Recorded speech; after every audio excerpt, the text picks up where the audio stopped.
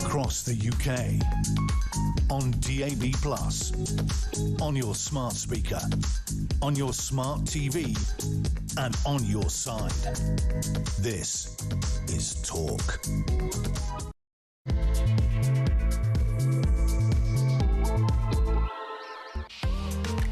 Hello, this is Duncan Barkes in for Peter Cardwell. The evening exchange for a Tuesday night here at Talk, the home of common sense.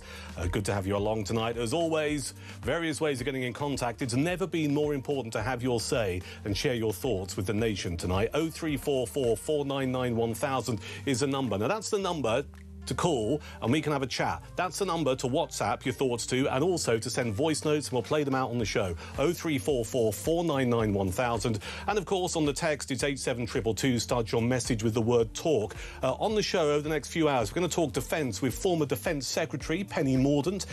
It's the first anniversary of the Strategic Defence Review, and off the back of that the Labour Party said, yeah, well, we'll then publish this thing called the Defence Investment Plan, the DIP. Well, the only dips I see lurking around are the dipsticks who have yet to actually publish the Defence Investment Plan. Why does it matter? It matters for two reasons. It was supposed to be published in autumn of last year, and here we are on the 2nd of June. It also matters because we can list numerous examples of how the defence of this nation is not where it should be. So who better than to talk to a former Defence Secretary, Dame Penny Mordaunt, on this show after 8. And a little bit later on, we will reveal the police force that is telling officers to log anti-Islam conversations.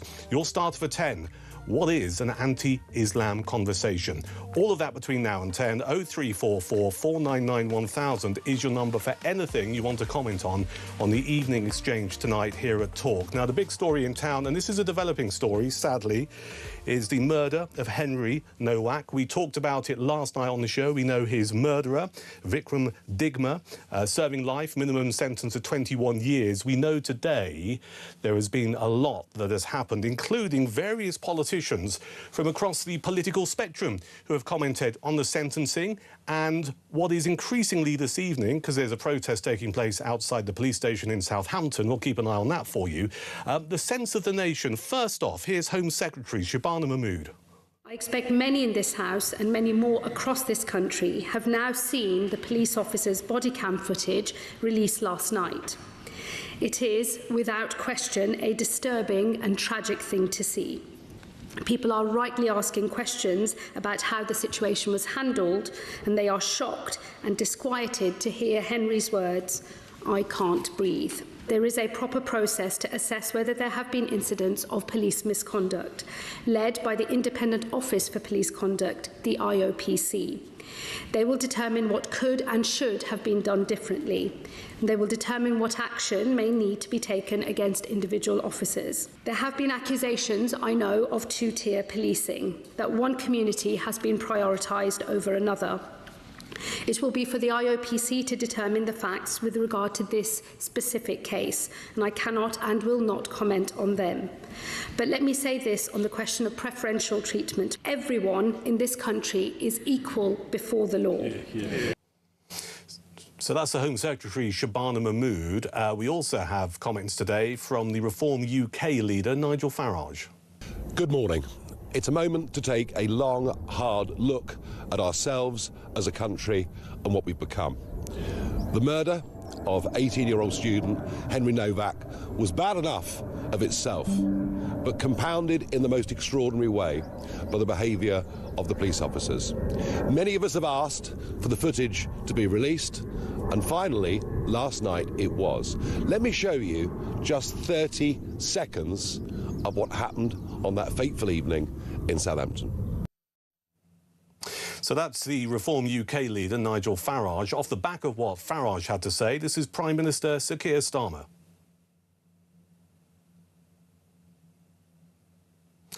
So Sir Keir Starmer made comments off the back of what Nigel Farage was saying. We'll bring those to you in a few moments' time here on Talk. My question to you, and I think it's a fair question to ask, because it's not unusual to hear this term two-tier policing. We have two-tier policing. That's what many people believe. You may well believe that. If that is the case, 0344 499 1000. The Home Secretary very clear earlier saying there must be no two-tier policing.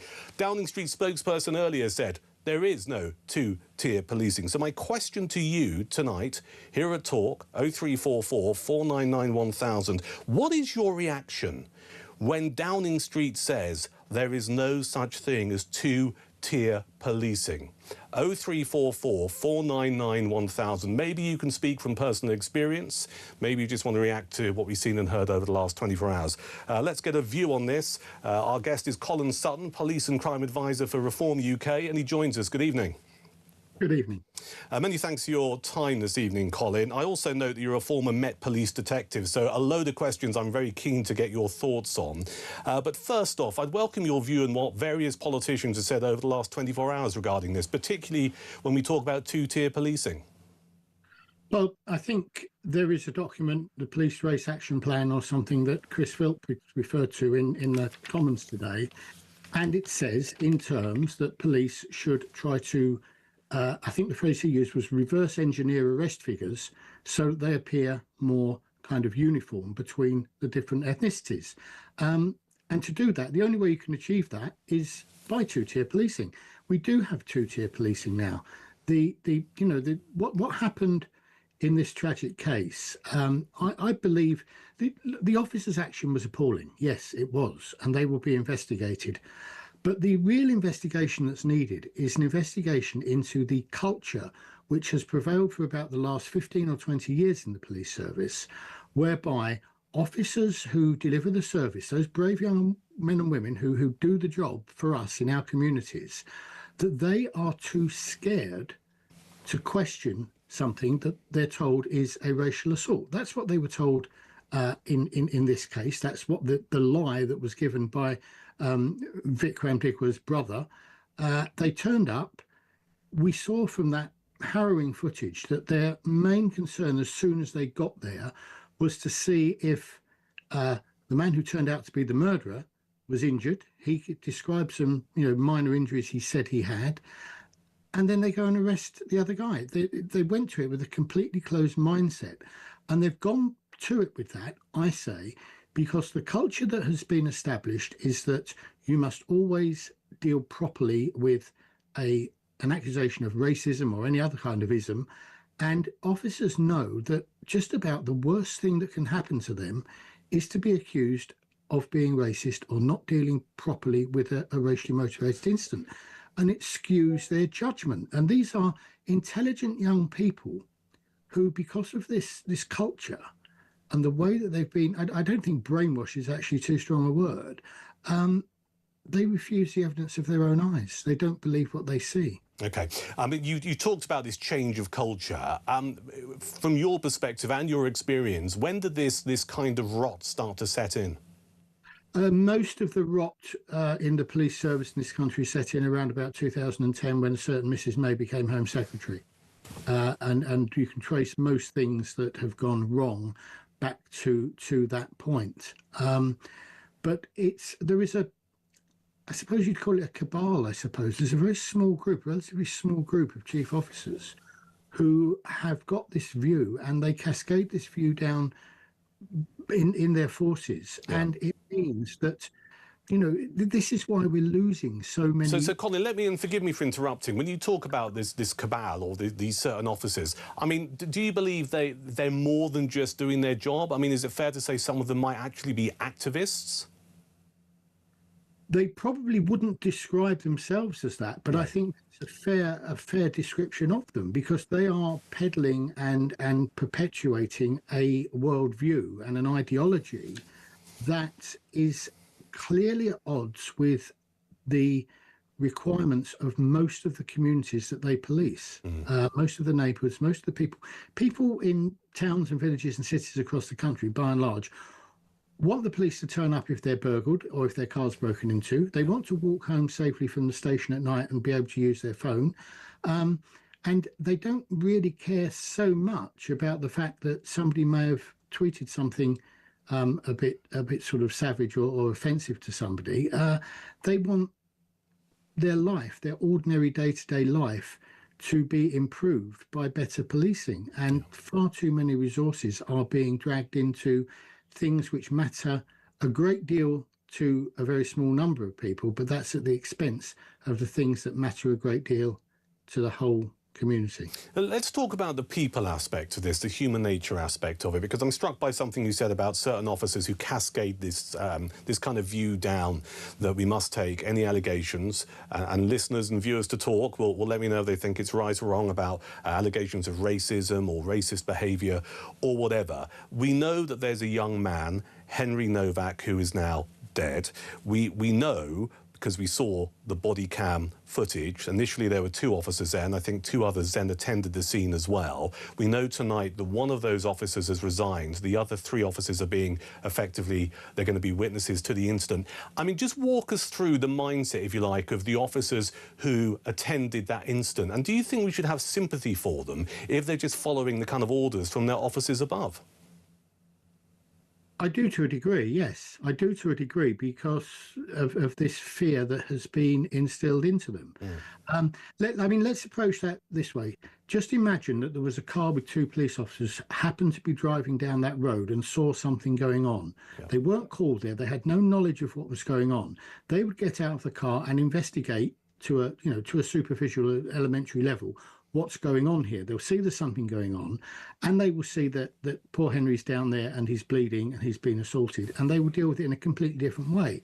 What we know happened is that a malicious and false 999 call was made by his brother, where he made allegations which simply weren't true. The process then kicked in. He's mentioned the R word. So that call then gets passed to officers to deal with, whether it's by radio or by pinging the message to their patrol car. At that point, when they are going to attend, they are aware that the allegation they're going to deal with is an allegation of racist assault. Yeah. And that creates a mindset in those officers before they've even stepped out of the car. We know that, and I mentioned this a few moments ago, one of the officers has resigned, the other 3 are still in service. Is there an argument to say that, given the controversy of this incident and the toxicity of it, those other 3 officers should be suspended? That's a matter for the appropriate authority in the police, which is the Deputy Chief Constable generally, as to whether or not he thinks that their misconduct is such that they shouldn't be allowed.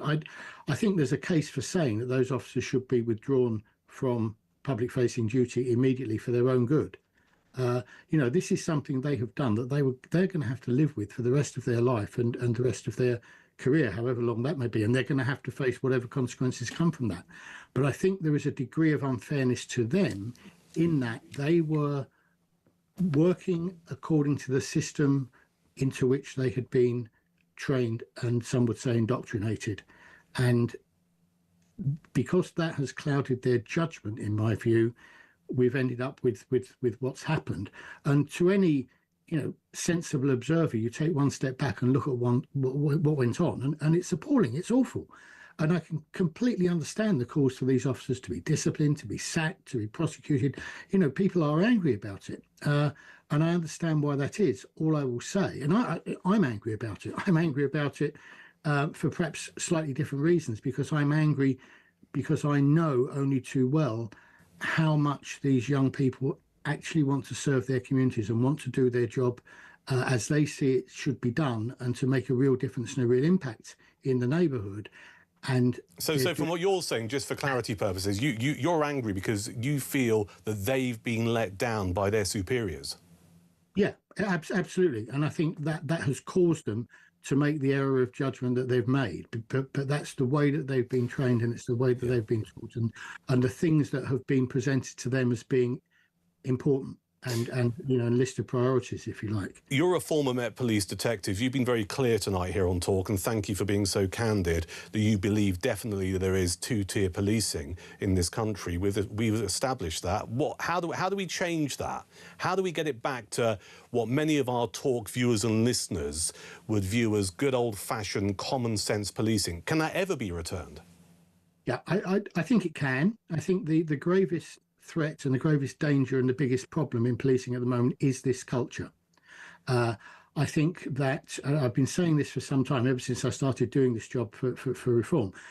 We need to stop the mandatory DEI training, because it's counterproductive. What we need to do is to regain the trust of the communities, all the community, the whole community, by looking to police them in the way that they want. And that means engaging with them, having more police stations and more accessibility. And it also means a big thing, the thing that's caused an awful lot of loss of trust, certainly over the last 2 or 3 years, is this question about freedom of speech. And I would replace the DEI training with compulsory freedom of speech training. Let's make sure that officers actually know the law. They know what's allowed. They know what's hate and what's incitement. They're crimes. They know what's offensive, what's just a bit sharp. That's not a crime. Here's the line. And guess what, the public? We are going to police it unfailingly, down the line, straight down the middle, with absolutely no bias or no preferential treatment for either side of that line. Colin, I thank you for your time. Thank you for joining us on Talk this evening. That's Colin Sutton, Police and Crime Advisor for Reform UK, also a former Met Police detective. Now, let's just bring you something I meant to bring you earlier. We heard about Nigel Farage, his particular viewpoint on what we're talking about tonight. There was a response to what Nigel Farage said from Prime Minister Sir Keir Starmer. This is what Starmer had to say. Well, I think Nigel Farage's reaction is the wrong reaction. And I start my answer to your question through the eyes of the family. They have said they do not want this whipped up. They have been through the most extraordinary, awful experience. They don't want this whipped up. And Nigel Farage is completely wrong to use this to try and create division. He would be wrong in any circumstances.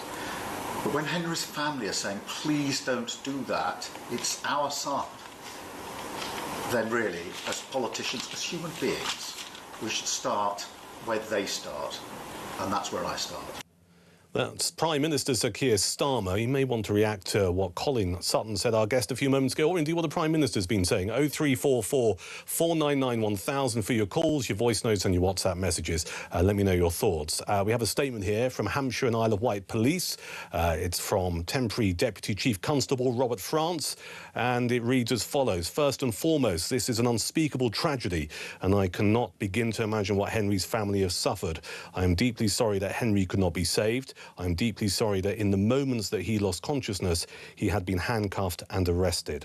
During the 999 call, when officers first arrived at the scene, and even when Henry's condition was deteriorating quickly, his killer continued to divert the blame, obstruct our inquiries, and never admit the serious harm which had been done. The attending officers sought to take control of a complex situation. Based on what they had been told, they placed Henry in handcuffs.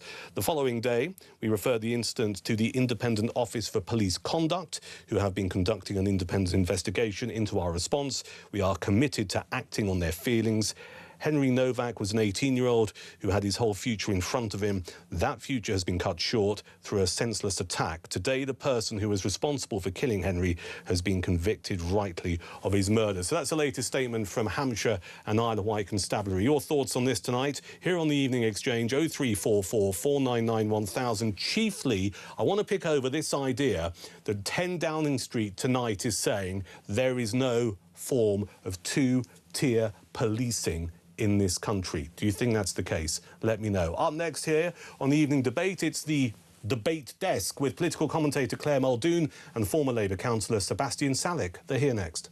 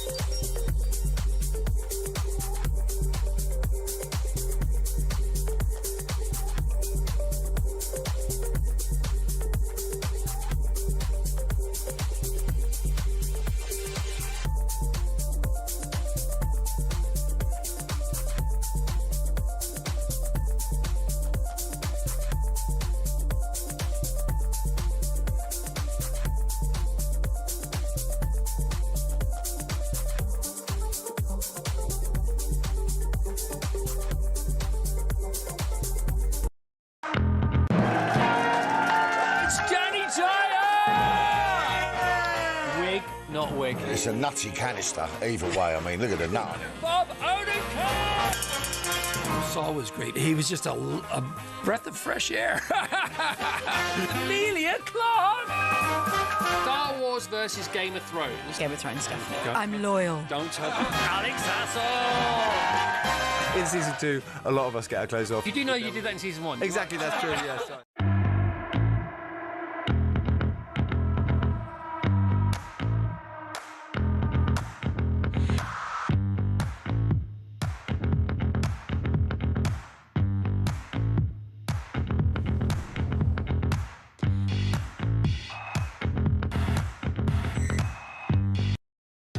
Across the UK, on DAB+, on your smart speaker, on your smart TV, and on your side. This is Talk. Tuesday evening at Talk, it's the Evening Exchange. I'm Duncan in for Peter Cardwell all this week. Good to have you along. 0344 499 1000. Some good WhatsApps coming in. We'll get your calls on as well, and indeed your voice notes, particularly as we continue to discuss the comments made by 10 Downing Street earlier, saying, spokesperson for the Prime Minister saying there's no two-tier policing in this country. Your thoughts on that? 0344 499 1000. Let's head over to our debate desk this evening. A couple of opinionated titans joining me in the Talk studio. Political commentator Claire Muldoon and former Labour councillor and broadcaster Sebastian Salek. Welcome both. Hi, Doug. Good to see you. Either of you affected by the tube strike on the way in? Yes. Yes. Yeah. So how did you get in then?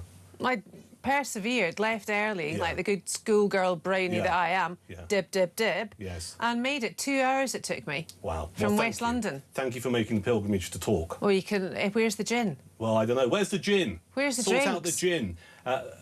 Were you Where's the affected at all? payment? Do we Praise be invoice? to the overground. You were the overground. I was fine. Oh. Okay. Well, All what right. did you say yes for when he asked you were you affected Well, I by was the... affected You in weren't that I had to affected. plan around. Yeah, I hope this is not going to be your MO for the way forward here, Salek, saying yes to stuff that you mean no to. Yeah. U-turning, you mean? Yes. In You turn if you typical want Labour to. fashion. Listen, thank you for coming in. And if you're watching and listening outside of London, London is in the grip of a tube strike, which basically means nobody can move anywhere. Let's crack on with our debate desk this evening. You'll be fully aware of the conversation we're having regarding the murder of Henry Novak. Let's talk about this idea that there's no two-tier policing in this country. Claire? Well, I think Shabana Mahmood had to say that, because if she had said there's two-tier policing, then she would really have to spend a lot of time unteasing a lot of narrative that's going on at the moment in not only the mainstream media, but also public opinion. And that is really, really at a tinderbox level, I'd say, because of what happened to that poor boy and indeed his family. Yeah. You know, we don't know why he was killed, murdered. We don't know that, but what we do know is that the police response to it, I don't think was racially motivated in that they left him to die because he was white. I think that they were more inclined to believe the accuser of a racist attack, and that's what took up their mind space wrongly.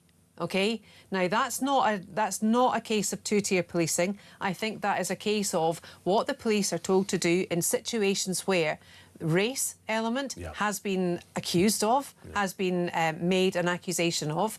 And I think that when that body cam footage was released, I have to admit I did watch it, and I was absolutely appalled by it. Me too. And if it was my son lying there, I'll tell you, I don't know what I would be capable of doing. I felt physically sick last night actually when I watched it, and then I got really emotional, and it was a combination of despair and anger. It was a set of complex emotions. I can't breathe. I've been stabbed 9 times. But do you know what the worst bit for me was? And Sebastian, we'll get your view on what we're talking about in a second. It was the police officer saying, when it was like, as you rightly say, Claire, I've been stabbed a number of times, I don't think you have me. Yes. Awful.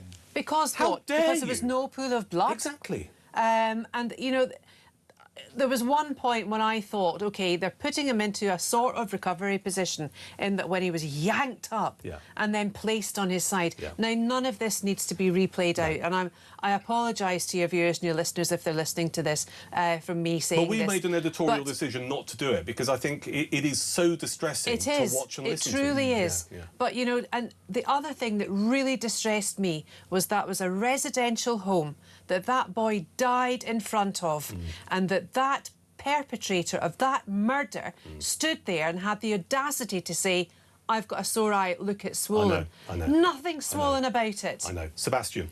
A colossal failure of policing, a horrific murder. What I really, really don't want to see happen now is that we take this, we run with it, and we use it to stoke fear and division. And which is what Shabana Mood said, who are doing not this. to do that. Well, we have a really protest damaging. at the moment outside Southampton Police Station. We're keeping an eye on it. People are understandably angry. We know that the Prime Minister condemned the comments of Nigel Farage earlier. Is there a way out of this that allows people to feel like they have been heard, do you think? I don't know what that would look like. I think protesting, you can understand why people want to register their upset. We're all upset by this. It's an area I come from. It's a police station I know well, an area I know well. But to call for, as Farage did, pure cold rage, that reads to me like an incitement to violence. That makes me really uncomfortable. So the Prime Minister was right to condemn him? I think he was, and the fact that we've seen other police officers have their, I think their homes attacked or have come under some kind of attack already, who weren't involved with this at all, is showing that there are unintended consequences or intended consequences, who are we to know, of language like that, especially when the family of Henry Novak have said, don't use this. Yeah, and I think it also shows the temperature of the country.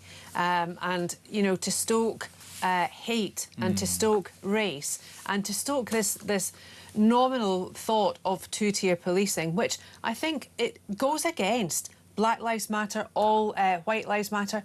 Duncan, all lives matter. Of course they do. And I said that right at the very beginning, before George Floyd, when this Black Lives Matter motion was seeped across the sea to here, and every man and his dog was taking a knee.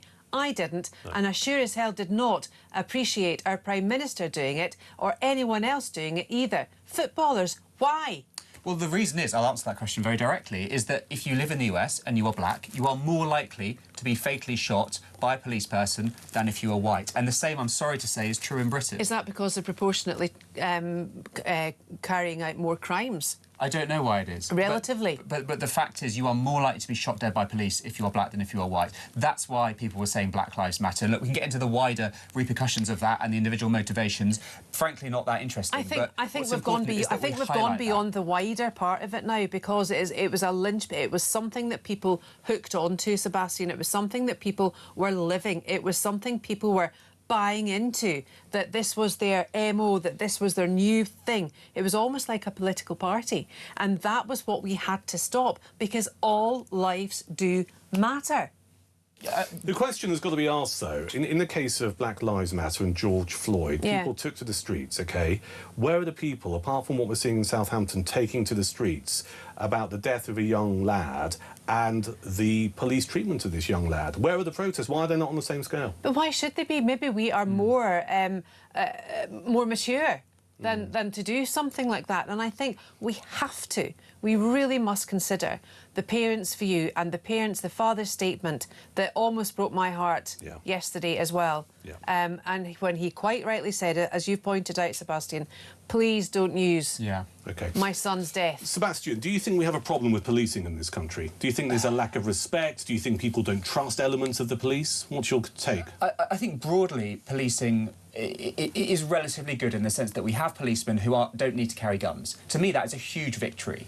I don't want them ever to carry guns. Neither do I. And you go to most European countries. I was in Italy last week and I was astounded by the size of the things in there. You talk to a lot of police officers. They don't want to carry guns because they don't feel they have the support of their superior officers if they use a firearm. If they pull the trigger. Yeah. And I think that is something that we can really celebrate, the fact that we don't have to do that in this country. But are there groups who feel very fearful of the police? Of course they are. Do they have good reason to? Of course they do. And so there's a lot to fix. We saw how Sarah Everard played out and some of the awful material going around in WhatsApp groups. There's plenty still to flush out within the police, but broadly I think there's a lot we can be proud of as well.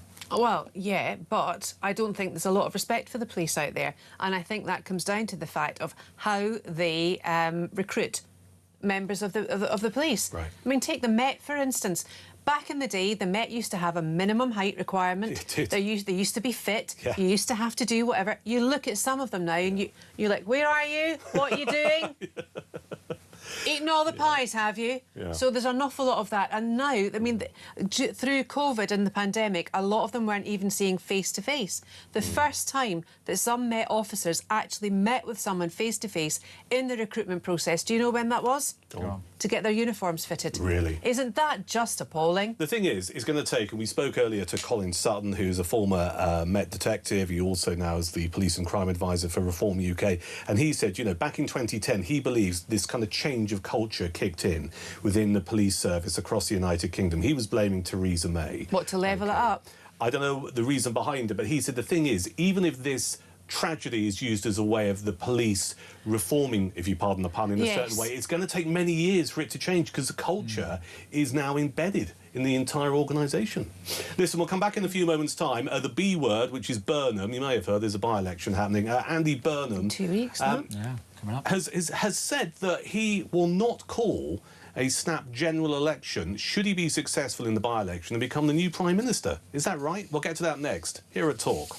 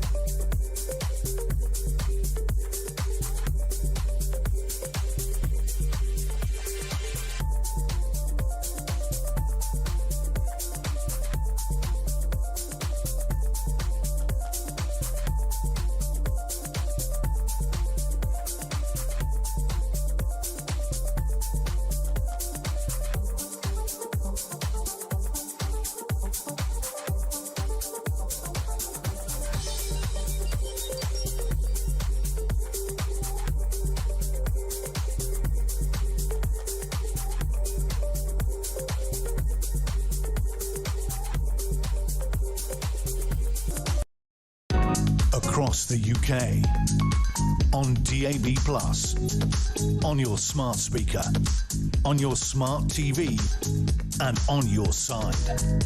This is Talk.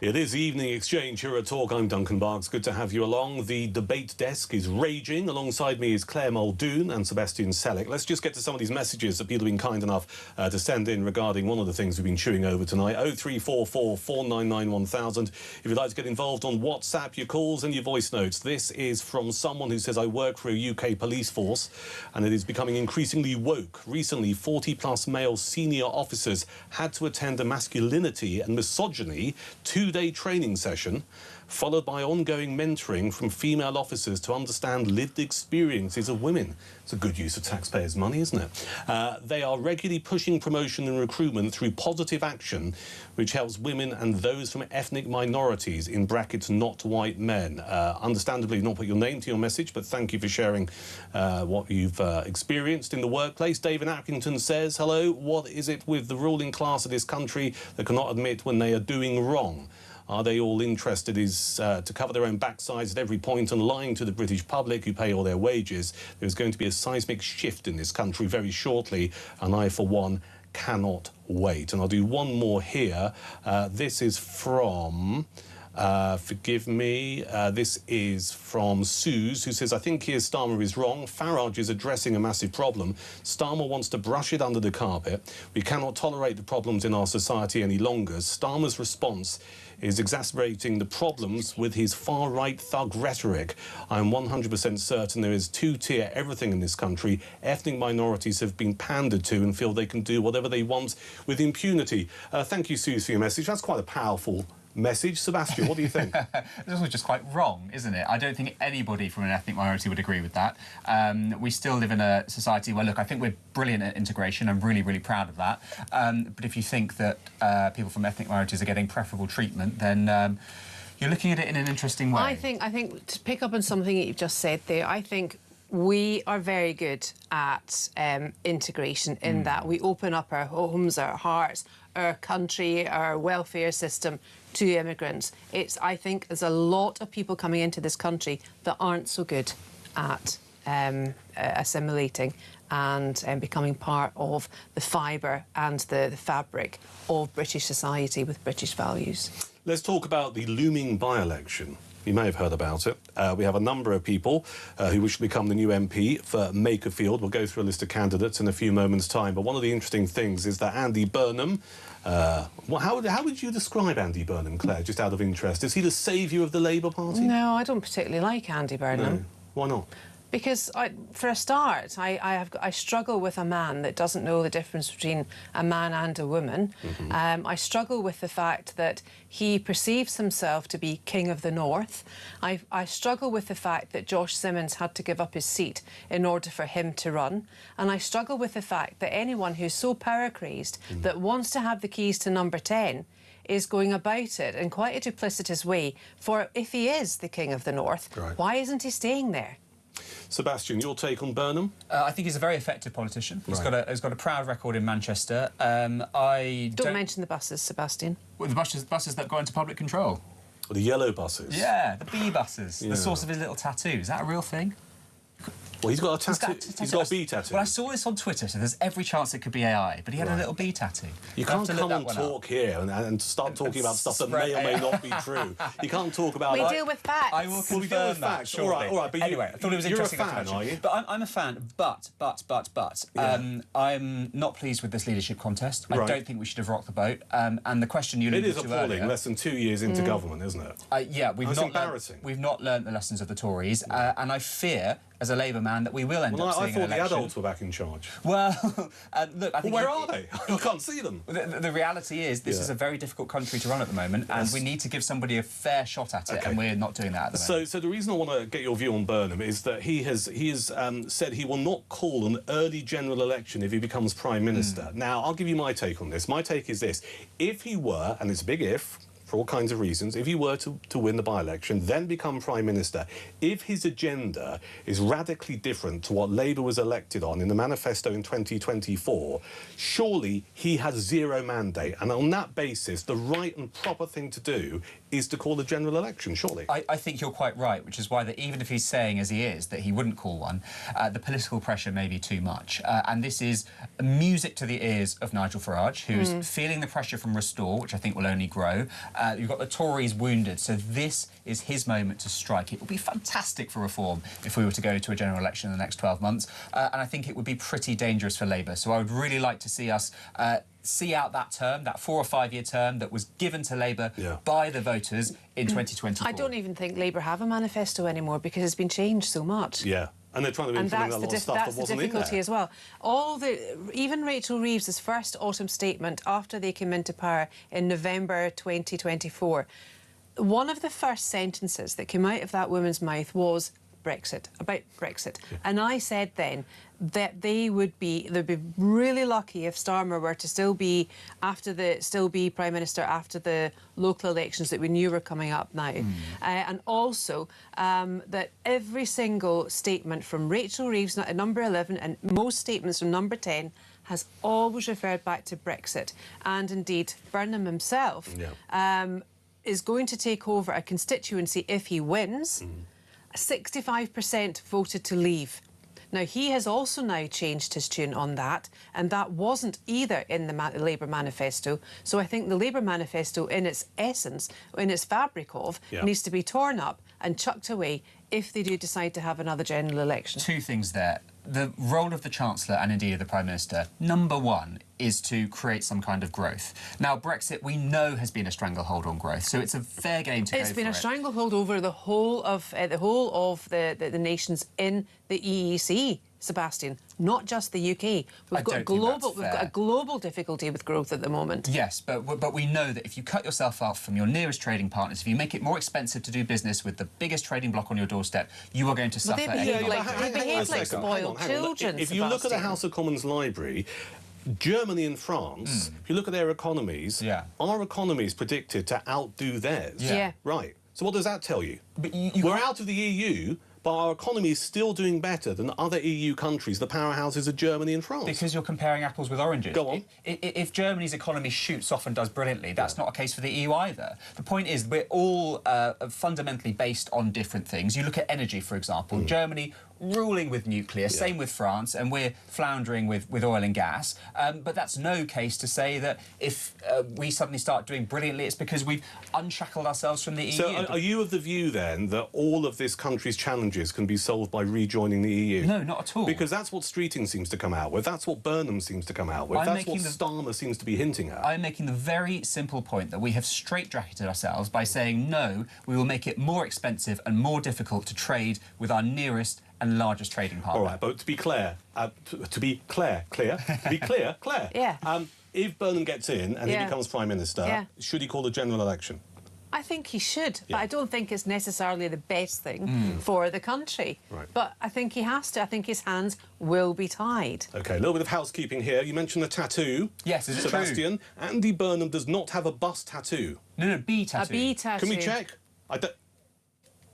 Bzzzy B. All right, OK. Well, OK, so Ask someone young misheard. Matt, Hang on the a second. AP, he likes so Bs. he doesn't have a bust tattoo, but he does have a B tattoo. Yes. Is that right? There we go. We're confirming Spitting that. truths. All right, so there you are. So he does have a B tattoo. He doesn't have a bust tattoo. You might as well get a bust tattoo. Who knows? And also, let's just go through some of the candidates in the Makerfield by-election, just to make sure we're doing everything in a right and proper way. For the Liberal Democrats, the candidate is Jake Austin.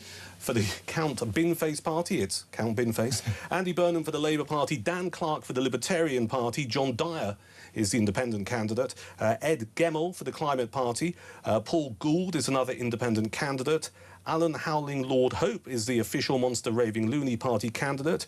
Standing for Reform UK is Robert Kenyon. Standing for Protect the Wild is Robert Pownall. Rebecca Shepherd is the Restore Britain candidate. Sarah Wakefield standing for the Green Party. Peter Ward standing for Rejoin EU.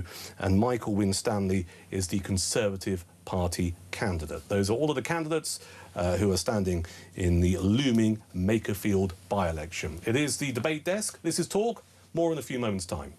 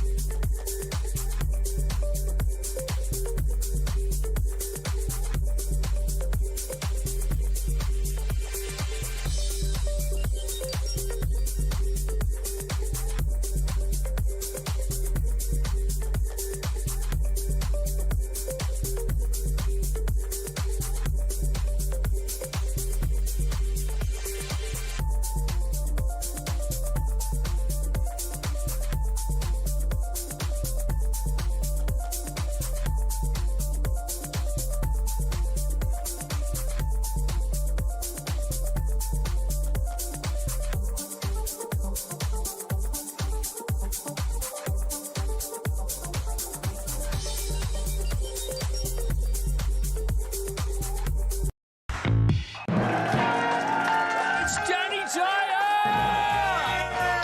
Wig, not wig. It's a nutty canister, either way. I mean, look at the nut on it. Bob Odenkirk! Saul was great. He was just a breath of fresh air. Amelia Clark! Star Wars versus Game of Thrones. Game of Thrones, definitely. I'm loyal. Don't tell Alex Hassel! In season 2, a lot of us get our clothes off. You do know you did that in season 1? Exactly, that's true, yes.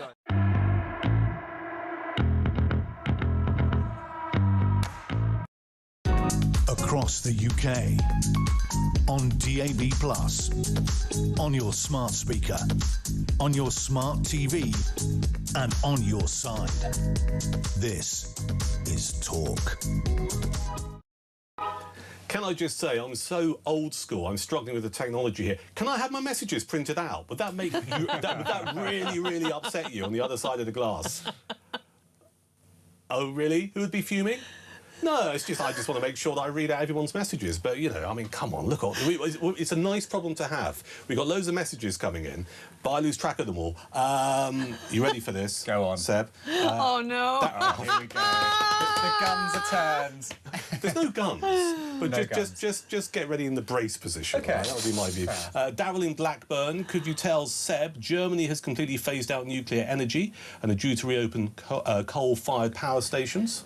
Did you know that? That is correct, yes. Right, there you are. Do you want to apologise? I'm so sorry, Daryl. You'll never forgive me.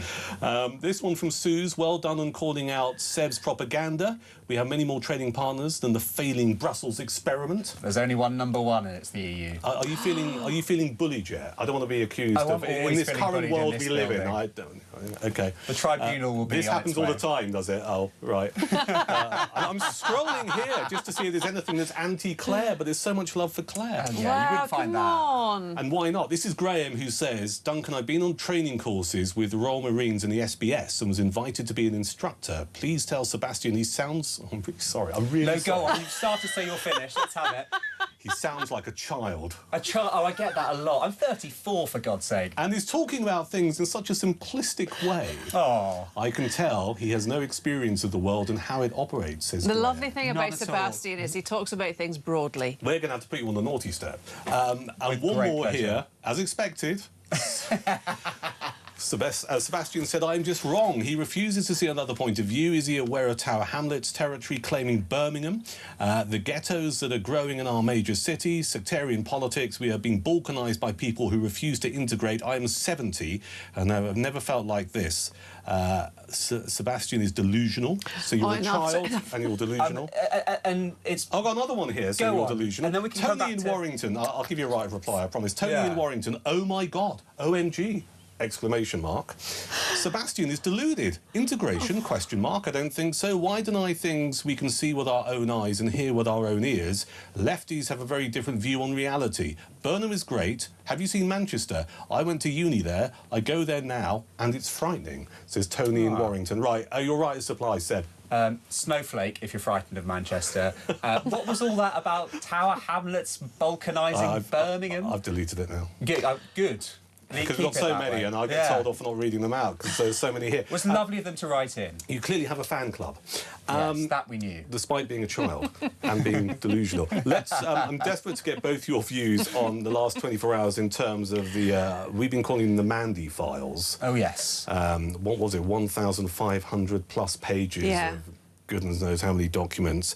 And I mean, I don't think that my own take is there was no massive revelation in there. There was no big, if you pardon the expression, bomb. However, I think it gave us a real insight into modern-day government and possibly how the Labour Party operates. Not saying, Seb, that other political parties don't operate in that way. But what was your main takeaway from it, Claire? My main takeaway was that Armando Iannuccio had far more humour when he wrote the thick of it, because, to be honest with you, it read like a script from the thick of it, didn't it? Yeah. All that was missing was the expletives from Malcolm Tucker shouting in the corner, you know, get on with it. And, you know, I feel for Pat McFadden. I think I really like Pat McFadden as a politician. He's the Duchy of Lancaster. The Duchy of Lancaster. Yeah.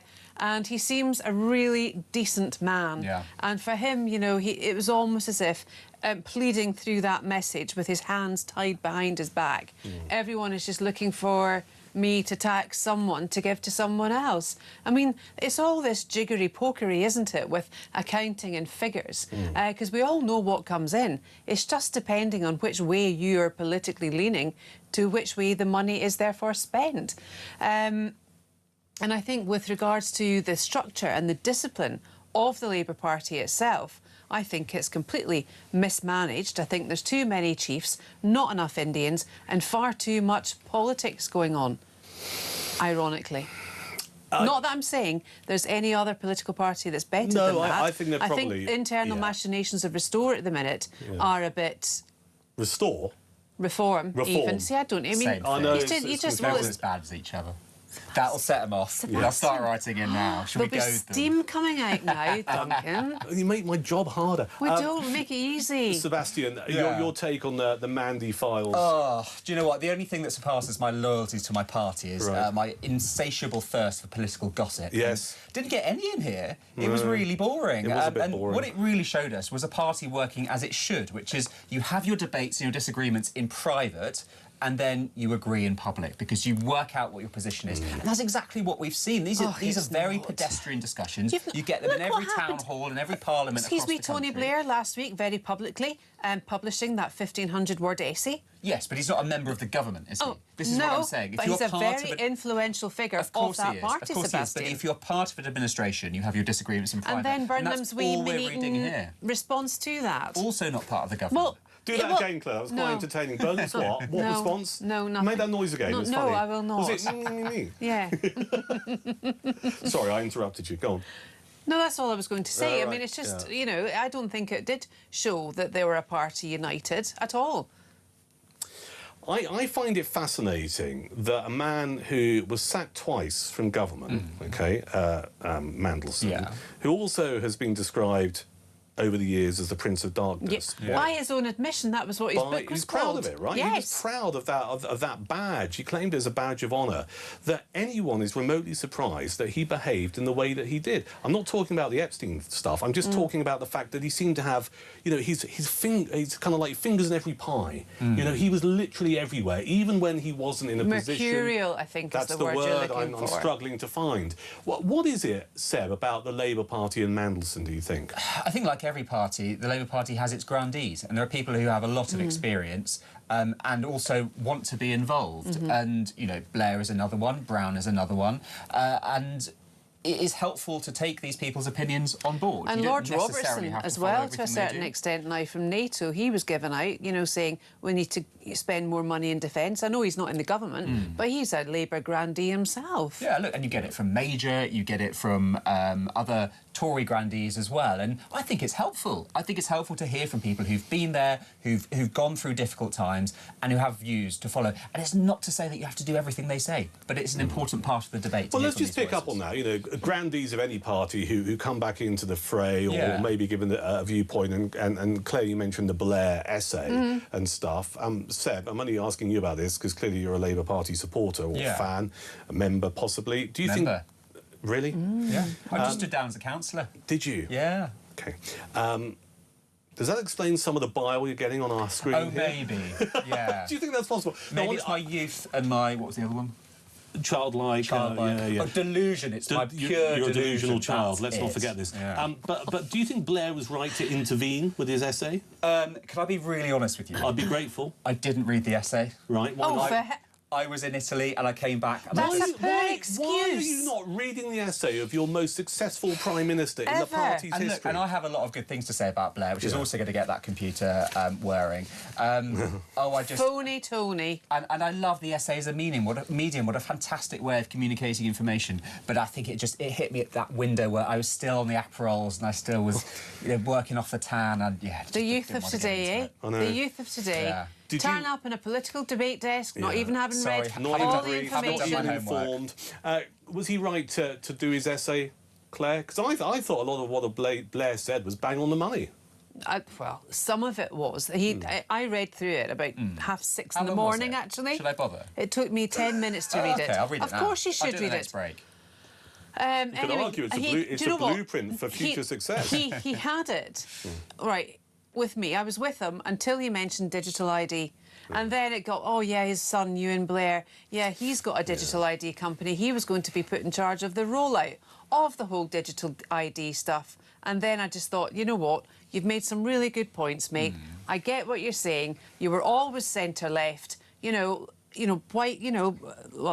good on you, but ultimately, keep your nose out of it. All right, before we wrap up the debate desk and this particular chinwag about where the Labour government finds itself at the moment, if you could offer, and try and be polite, one bit of advice to the Prime Minister about the way forward, because he's got Prime Minister's questions tomorrow, right? You know, Yeah. recess is over. They're back in the House of Commons, PMQs, Prime Minister's questions. He's going to have to face Kemi Badenoch, who's going to have a load of ammunition to chuck at him. What would your bit of advice be to the Prime Minister, Claire? Work from home tomorrow, yeah. Can't get in because of the tube strike. Yeah. What do you reckon, Seb? Give her hell. Give her hell. Yeah. Right, I've got a few more messages here just to wrap up. Oh, yeah, let's have them. Brace yourself. Go on. MJ in Staffordshire, oh, Sebastian, exclamation mark. You are probably the reason why Aldi sells paracetamol for headaches so cheaply. You are more chilled out tonight, though. The Simon Cowell of talk and with white I'll teeth. take that, do you want that? OK. There's another one here. Paul in Belfast. That Sebastian lives in a parallel, deceitful universe. Of course, we are still trading with countries in the EU. The difference now is we can make our own trade deals, whereas prior to Brexit, we could not. He is totally delusional. Delusional, there it is again. And from Belfast, we go to Scotland. Oh, right, and this is Gary, who's in Glasgow. Gary. You'll come No, through Gary, for me. Gary loves Petrie Hoskin and I. Oh, does he? Well, Yeah. he loves Claire Muldoon. Great to see Claire Muldoon talking straight to the point, no nonsense, common sense as usual. Listen, both, thank you both for coming in. Thank you. You've been great sports. It's been great to have you on the debate desk tonight. That's Claire Muldoon, political commentator, and also Sebastian Salek, broadcaster. Delusional. And former Labour councillor.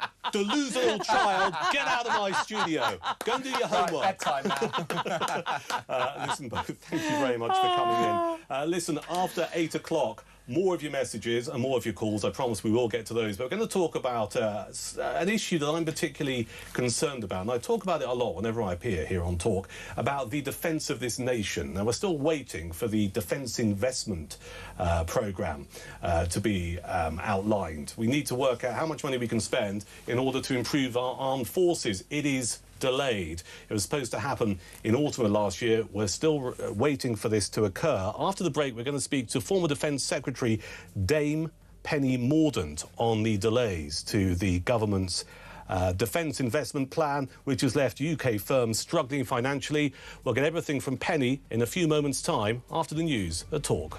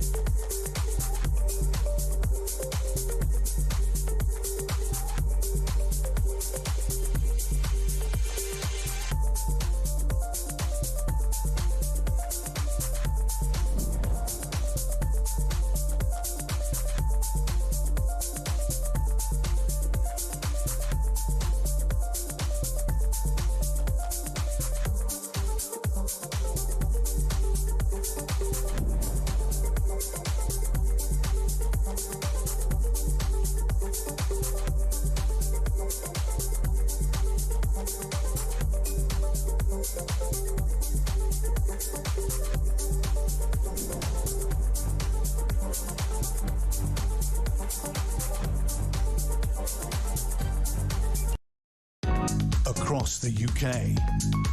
On DAB+, on your smart speaker, on your smart TV, and on your side. This is Talk.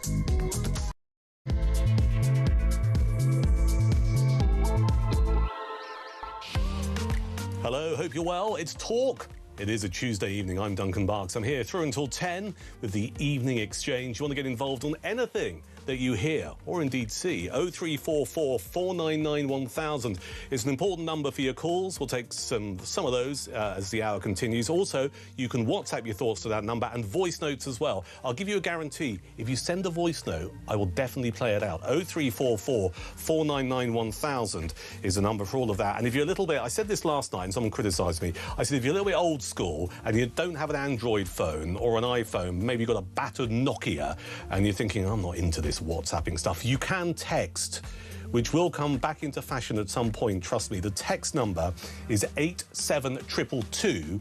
You start your message with the word Talk. Those are the ways of getting in contact with Talk on this Tuesday evening, the home of common sense. You know what we're talking about tonight.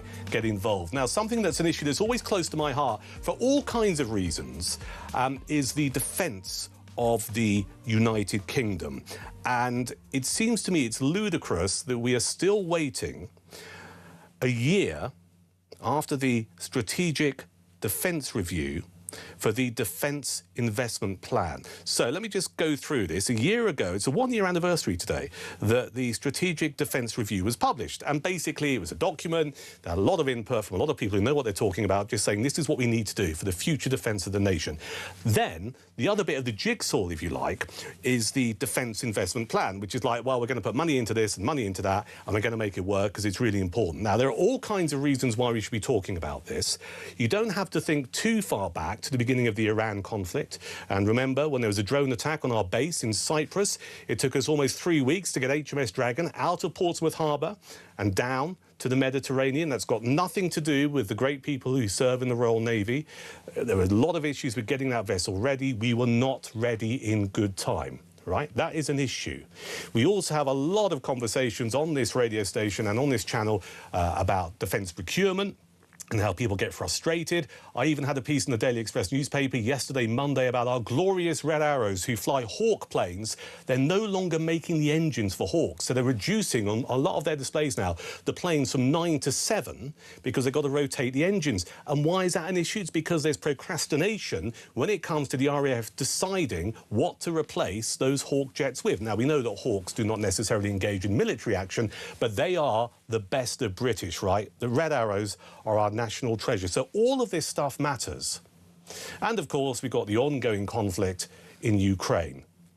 We need to talk about our defence capability, and who better than to talk to a former Defence Secretary. And you know what they say, there's nothing like a dame.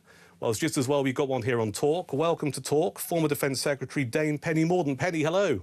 Hi, Duncan. Nice to see you. And nice to see you. Thank you for your time. There's so many things I want to pick over with you here, and you would have heard my intro a few moments ago. Not only are you a former Defence Secretary, but you're MP for Portsmouth, a great naval city, from 2010 to 2024, also a Royal Navy reservist. And I think I'm right in saying your dad was a paratrooper as well. So whenever we talk about anything defence-related, particularly the frustrations that I think many of us feel at the moment, you must feel this quite keenly.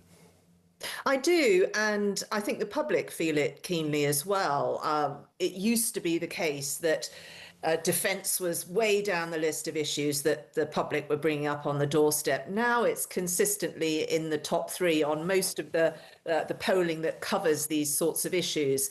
And I think the public sense that we're in the wrong place on this, on a whole raft of things related to our national security, things like our energy security and resilience as well. So the public are way ahead of the government on this.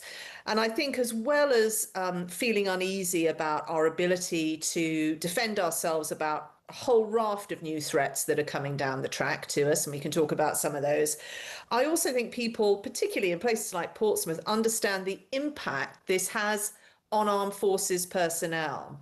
If you can't get replacement submarines to sea, then the crews in those submarines are going to have to be at sea for much longer periods of time, just to give you one example. So this is a difficult period for our armed forces, and this plan is vital. I can't vouch for what might be in it, but we do need some certainty, and we need to start modernising our armed forces in step with our allies, because it's really important that we do this together for reasons I can explain. Yeah, so we'll get on to that in a second. I think a lot of Talk viewers and listeners would just like to get your view on how we've ended up in this situation.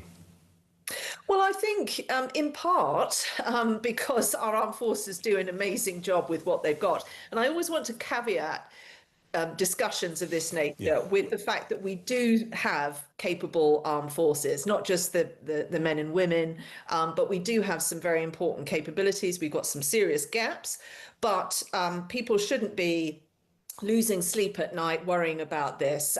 We can deal with a whole raft of things, but the kinds of challenges and threats that we're facing in the future are completely different and require us to rapidly modernize, and people will know, things like drones we never used to use even a few years ago. So that's why this is such an important moment now. We've got to completely change how we do things. But I think also, when the Conservatives came in 2010, we had a black hole in the defence budget, which was twice the size of the defence budget on RUSI's figures, £71 billion, not accounted for in the equipment programme. It was one of 4 budgets we protected during the period of austerity, and the budget started to rise again in the next Parliament. But I've always said it's not enough. And I think because of the pace of technological change, because of the investments we need to make in all the kind of back office services and the joined up platforms we need to design, procure, share secure engineering data with our allies, all of those things, we've not done enough. And your listeners and viewers will know successive presidents of the United States have kicked us up the backside as a nation for not doing enough, even though we were one of the leading nations in NATO in meeting that NATO floor. Very sadly now, under the Labour government, that good legacy is gone. We were second only to the US. We now, in terms of the capability we're delivering for NATO, are about 30 out of 32 nations, which is disgraceful. It's a shocker. It really is. When we talk about defence procurement, and I've read quite a lot about this, but I'd like to hear it from you, given your past experience as Defence Secretary. Why does it take so long to get stuff done? Is it remarkably complicated? Well, some bits of kit are remarkably complicated, and but do they for very need to be understandable complicated? reasons. No, but an F-35 is decades-long program. Yeah.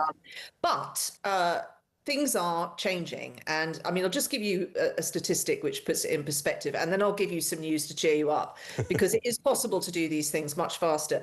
The average shelf life of a drone in Ukraine is about 6 months. So after 6 months, the Russians have figured out how to nobble it, and that pace is only going to accelerate. So you've got to be able to not just come forward with new inventions, new ways of developing things like drone technology, but you have to be able to give feedback from the people that are using those bits of equipment to your allies, as well as the nation that wants to procure the successor to it.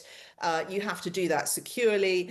You have to design, identify the kinds of capabilities you want, design them, procure them, and manufacture them securely and safely at that pace to be able to bring forward in 6 months' time something new that your armed forces can use.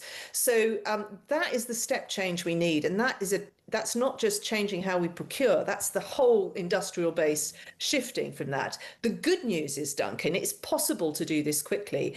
And I've just hosted the Applied Research Institute and DARPA from the United States over here in Britain, meeting with our Five Eyes defence partners and others involved in procurement. Their rapid procurement platforms on advanced technologies and defence, the average amount of time it takes for someone to be awarded a contract is 5 working days from when they post their invention, usually only by video, onto these platforms.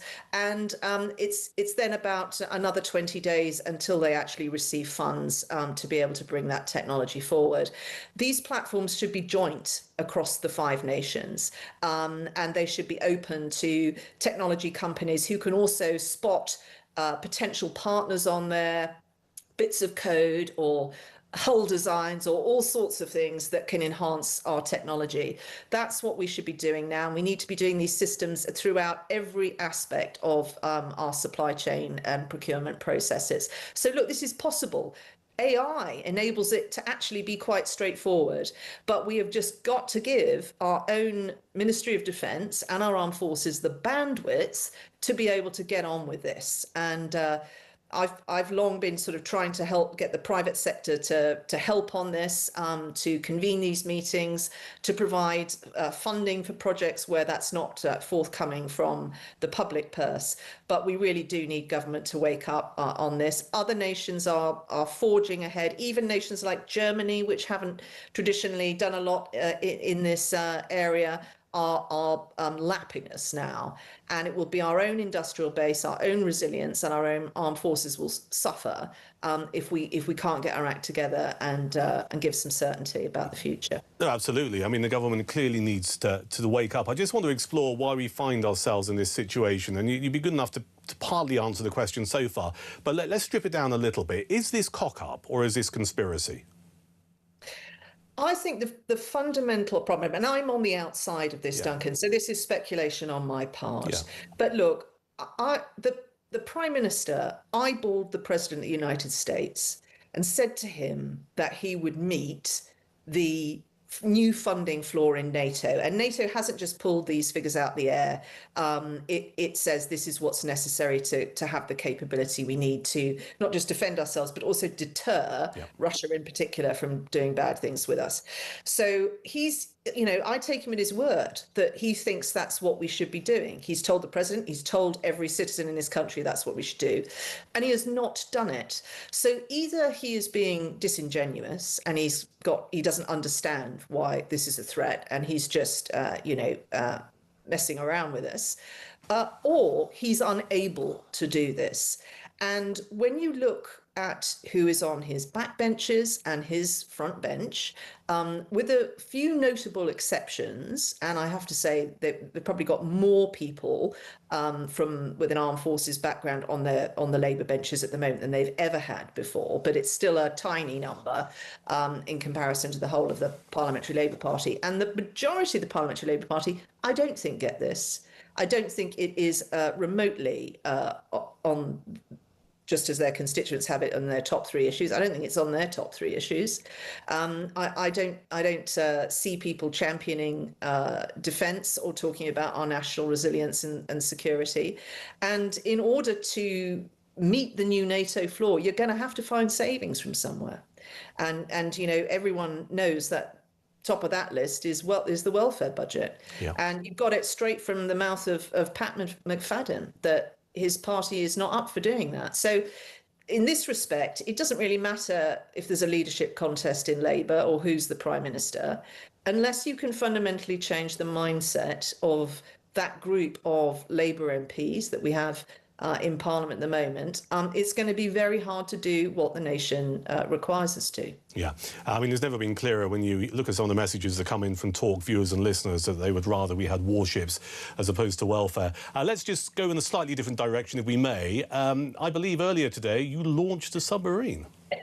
I probably ought not to talk about this on air, but no, I'm very privileged to work with some amazing people who are doing incredible things. We don't have an innovation problem in this country. We've got remarkable businesses with remarkable people who are doing really incredible things to keep our country safe. The technology is there, and many of them are doing very well. Many of them are supplying equipment to armed forces all over the world, but I'd like them to be supplying Britain as well. So yeah, it was a very good day today. Though I'm sure there'll be news at some point. Sure. But I won't probe too deeply. But all I will do is ask you that when you talk to defence companies, though, they must be as frustrated as clearly you are with the current situation, and I am, and indeed some of our viewers and listeners. They are, and particularly in defence. I mean, anyone who has set up a business, runs a business, trying to get investment for a business, trying to set up entities in other nations with huge obstacles and costs attached to that. People are doing this at considerable risk, and if we're not supporting them, it is incredibly difficult. And I'm afraid for a lot of businesses in technology, not just in the defence sector, they quite often have to go elsewhere in order to get funding to bring their products to market and to put them to good use. It is much easier if you've got our own armed forces and our own government looking at what are the capabilities we need to keep in this country, what are the things that we as a resilient nation need to have in our industrial base to produce the armaments and the equipment that we might need to protect ourselves in future years. And that is what we want to see in this defence investment plan. And the delay to it has been extremely difficult for business because they're having to make all sorts of very complex decisions. And I mean, we've heard, a few are, well, not just a few, but a lot are folding or going elsewhere. And at the end of the day, it's our own industrial base and our own resilience that suffers as a consequence of that. Yeah, we must get this plan published as soon as possible. Finally, your second book is out. You've been promoting your book. The first one was Greater. The current book, which is a great read, is Pomp and Circumstance, which I love because it's positive. It celebrates the best of Britain. Yes, and all the proceeds from both books are going to charity, but Pomp and Circumstance particularly is funding some amazing veterans charities. So if you like traditions, please go and support. The back third of the book is literally a calendar of every crazy, dwell-flonking, nettle-eating, shin-kicking event that goes on. But the book is really about how our traditions help us move forward as a nation in an age of very uncertain and volatile times. So it'll cheer you up, folks, as well as help veterans charities. Yeah, definitely worth buying for a number of reasons. Before I let you go, what is your favourite tradition? Mine is the cheese rolling, which I find genuinely just nuts, but so deliciously eccentric. What's yours? There's some great ones. I think bowling deserves a mention. This was invented by two blokes down the pub who bet each other that they couldn't sound more like a red deer than the other one. And now it's a huge contest. Everyone sinks a few pints, then tries to call red deer, and the judging panel are the red deer themselves at the bottom of the valley that this pub overlooks. And if a deer answers you back, you're through to the next round. I'm ashamed to say I've got no idea what noise a red deer makes. I'm a dame. If I weren't a dame, I'd be able to make the noise, but it would be too undignified for me. But if you go online, there are videos of this, and in the back of the book, against each tradition, there is a QR code which will take you to the video, so you can hear it yourself. But it is well worth it. Yeah, folks, you're going to end up going down the YouTube rabbit hole tonight. Dame Penny Mordaunt, thank you for your time. Thank you for joining us on Talk this evening. Been fascinating to get your thoughts. That's former Defence Secretary Dame Penny Mordaunt, MP for Pompey, Portsmouth between 2010, Portsmouth North in 2024, and of course a Royal Navy reservist. And I wanted to get Penny on to talk about her thoughts about where we are and the defence of our nation, or the lack of our defence of our nation, because as you heard there, a lot of frustration, not only from people just who have served in the armed forces or have been, in government responsible for the defence brief, but also defence companies in this country who are desperate for guidance and investment. Your thoughts on any of that? 0344 499 1000 is the number. We'll get to your calls and messages next here on Talk.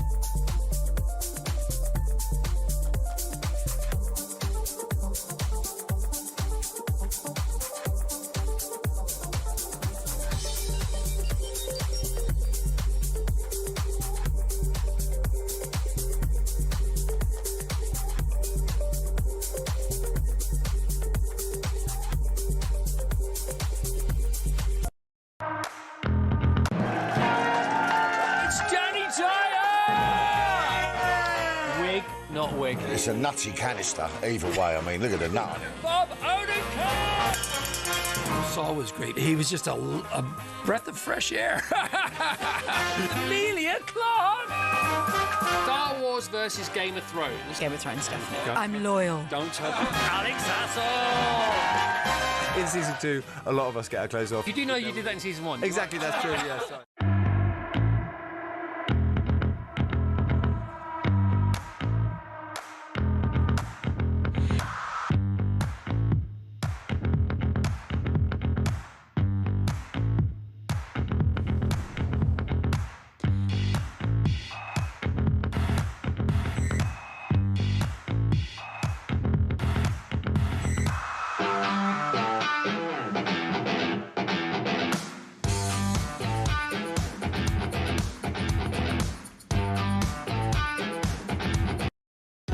Across the UK, on DAB+, on your smart speaker, on your smart TV, and on your side. This is Talk.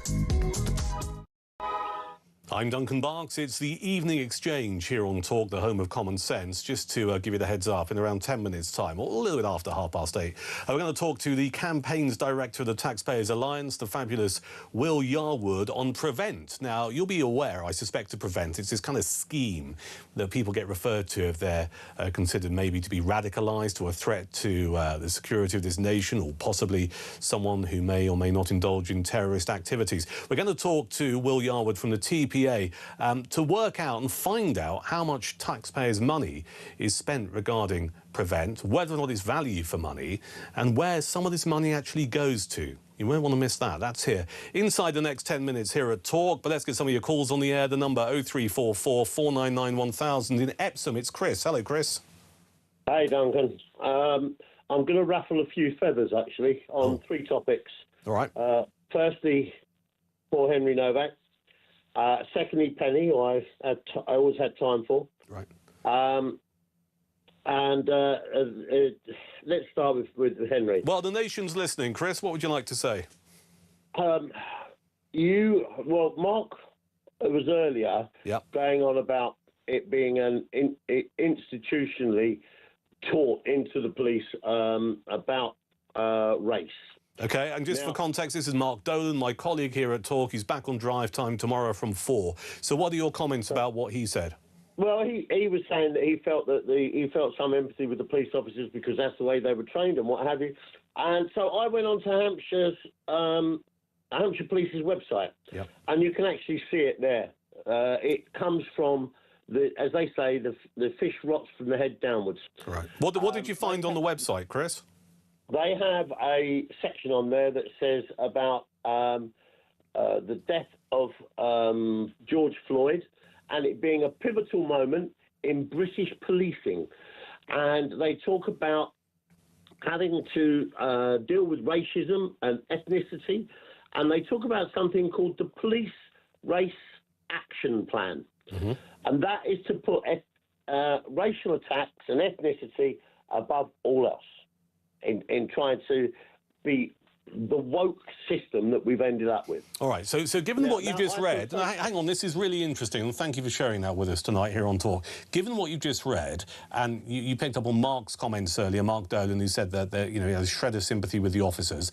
Earlier at the beginning of the evening exchange, just after 7, I spoke with Colin Sutton, who's a police and crime advisor for Reform UK. He's also a former Met Police detective. And Chris, he made the point that there's an element, and there should be an element of sympathy for these officers involved in what happened, quite simply because what they're doing is following this culture that's been set by the officers above them. So do you have any sympathy for these officers? I do, but it shows you the IQ level of the police that attended that, because unfortunately, poor Henry, they turned up thinking it was a racial attack. They ignored what was right in front of them. Now, they're saying that they couldn't, the coroner, the inquest said, he couldn't have survived.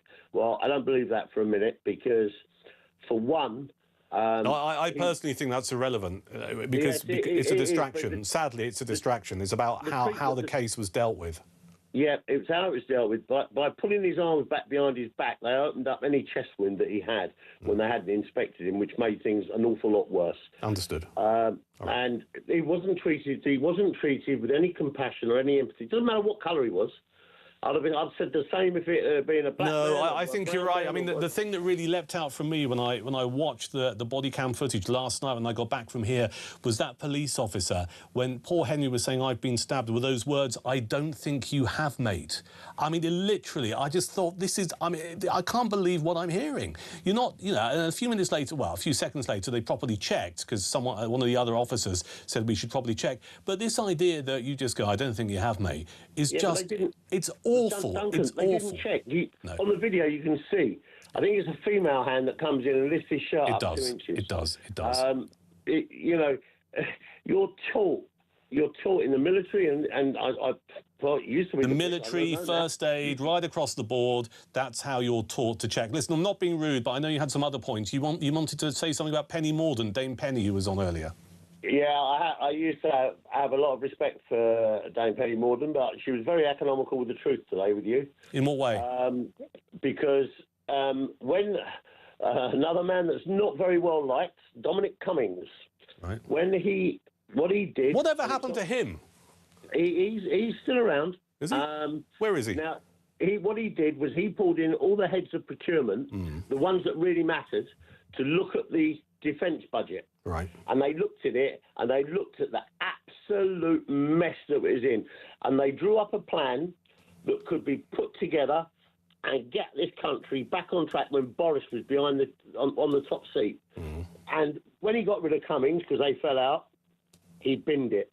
But I believe it's online, the defence strategy that they came up with at the time. And you'll find things like the our APC, Armoured Police People Carrier. It's 10 years behind, hundreds of millions over budget. It's deafening soldiers. They're having to pay out compensation, and they've given it another 10 years to develop it. And yeah, so I mean, the bit I don't get, Chris, and I'm going to move on in a second, only because I need to talk to William, who's in London, but the bit I don't get is Labour have been in government for almost 2 years. The strategic, I cannot say the word tonight, the Strategic Defence Review was published a year ago today. It's its 1 year anniversary. We're still waiting for the other bit, the other part of the jigsaw, the Defence Investment Plan, about how we're going to fund it. So I take the point you're making about, you know, Dominic Cummings when he was a special advisor for the Conservative government. But here we are with almost 2 years of a Labour government and nothing is shifting. And it just makes me wonder how seriously they take defence as an issue. Chris, I'm only going to move it on for time reasons. William's in London. Hello, William. Oh, good evening, Duncan, and the great British public. Yes. I'm going to say a few things, Duncan, that a lot of people might not like, but multiculturalism in this country, mass immigration, has ruined this country. 10 million people since 2004.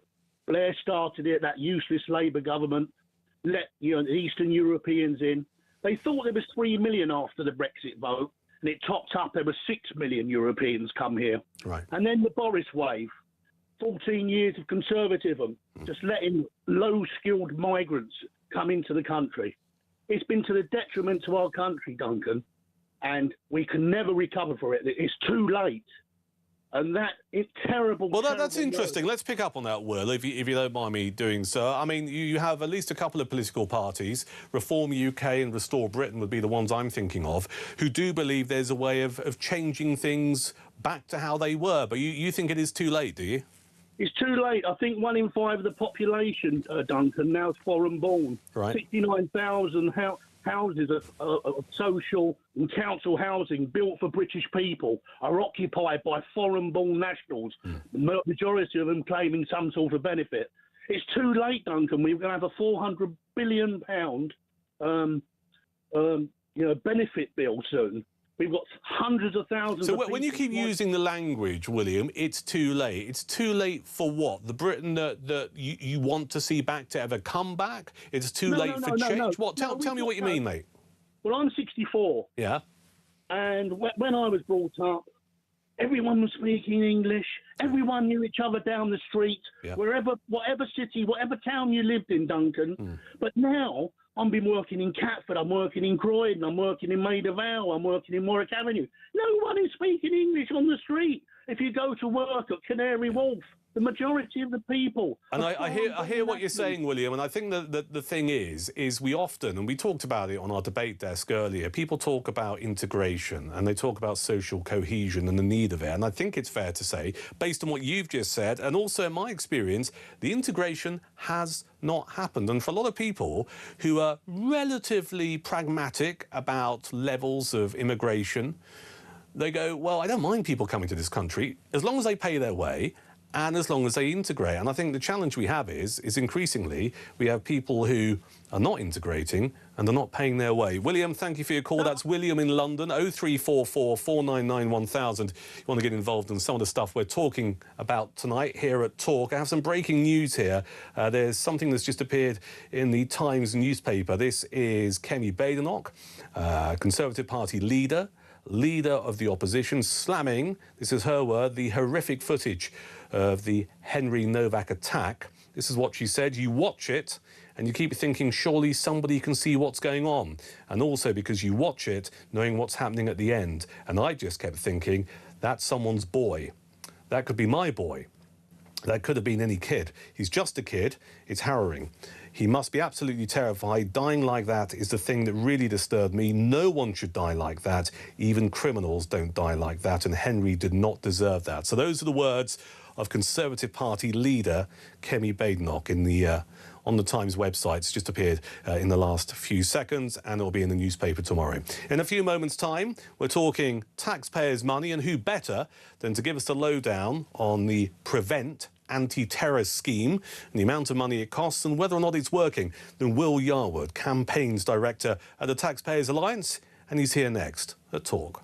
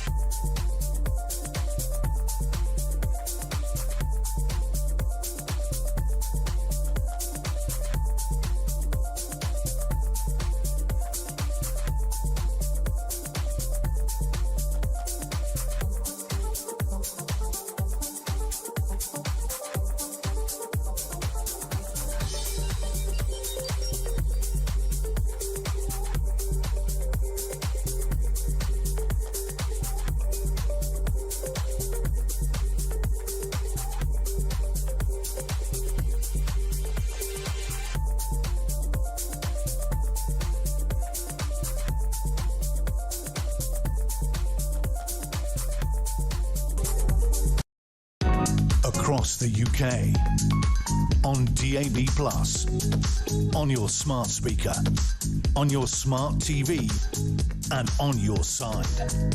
This is Talk. It is Talk. It's the evening exchange for a Tuesday. I'm Duncan Barkes. I'm here through until 10 tonight. The sublime Petri Hoskin here after 10. Petri actually last night at around 10:20 gave me a great deal of pleasure. And I'll tell her why just before 10 o'clock. No, it's true. I was listening driving home.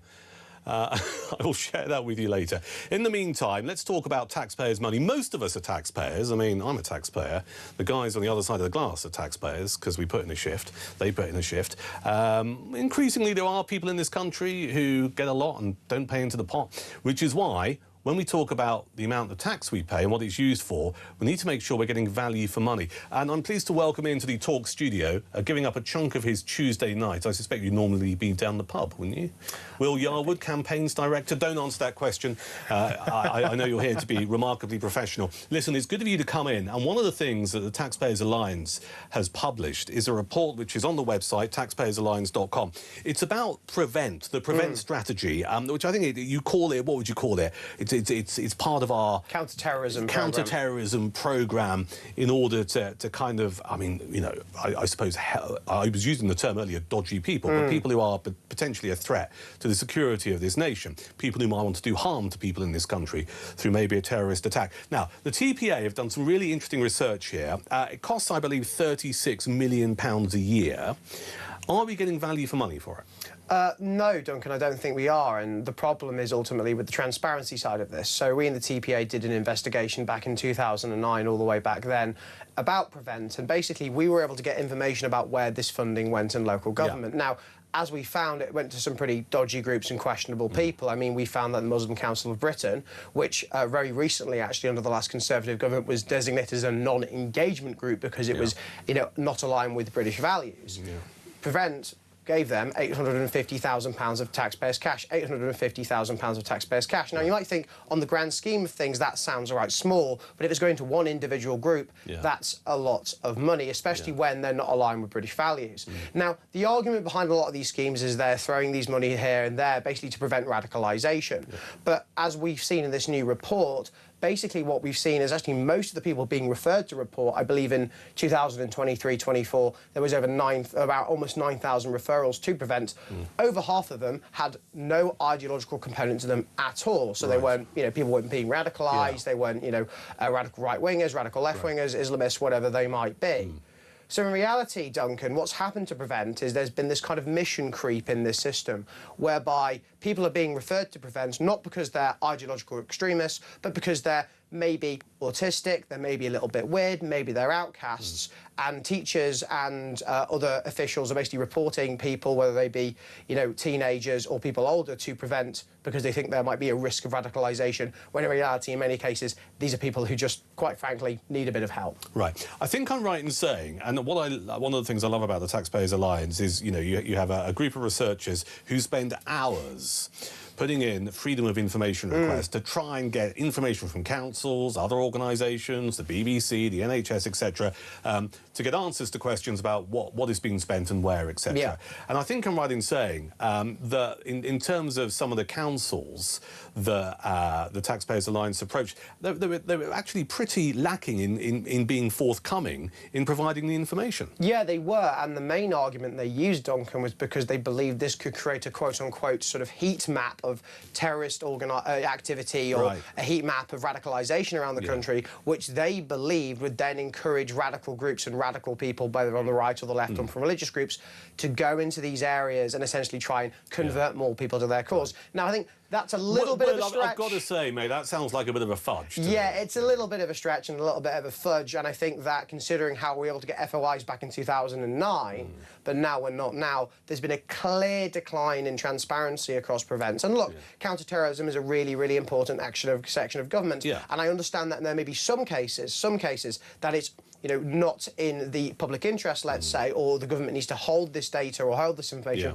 away from public view. But when it comes to where taxpayers' money is going, I think actually transparency is always the correct approach when it comes to where taxpayers' money is being spent. Because like you said, you're a taxpayer, I'm a taxpayer, your listeners are taxpayers, and they deserve to know where their money is going and who it's going to. Yeah, and I'm slightly concerned because it does seem to me that, given that we know certain organisations in the past, and you know, this is the second report you've done on this, the first was in 2009, organisations in the past have been receiving taxpayers' cash.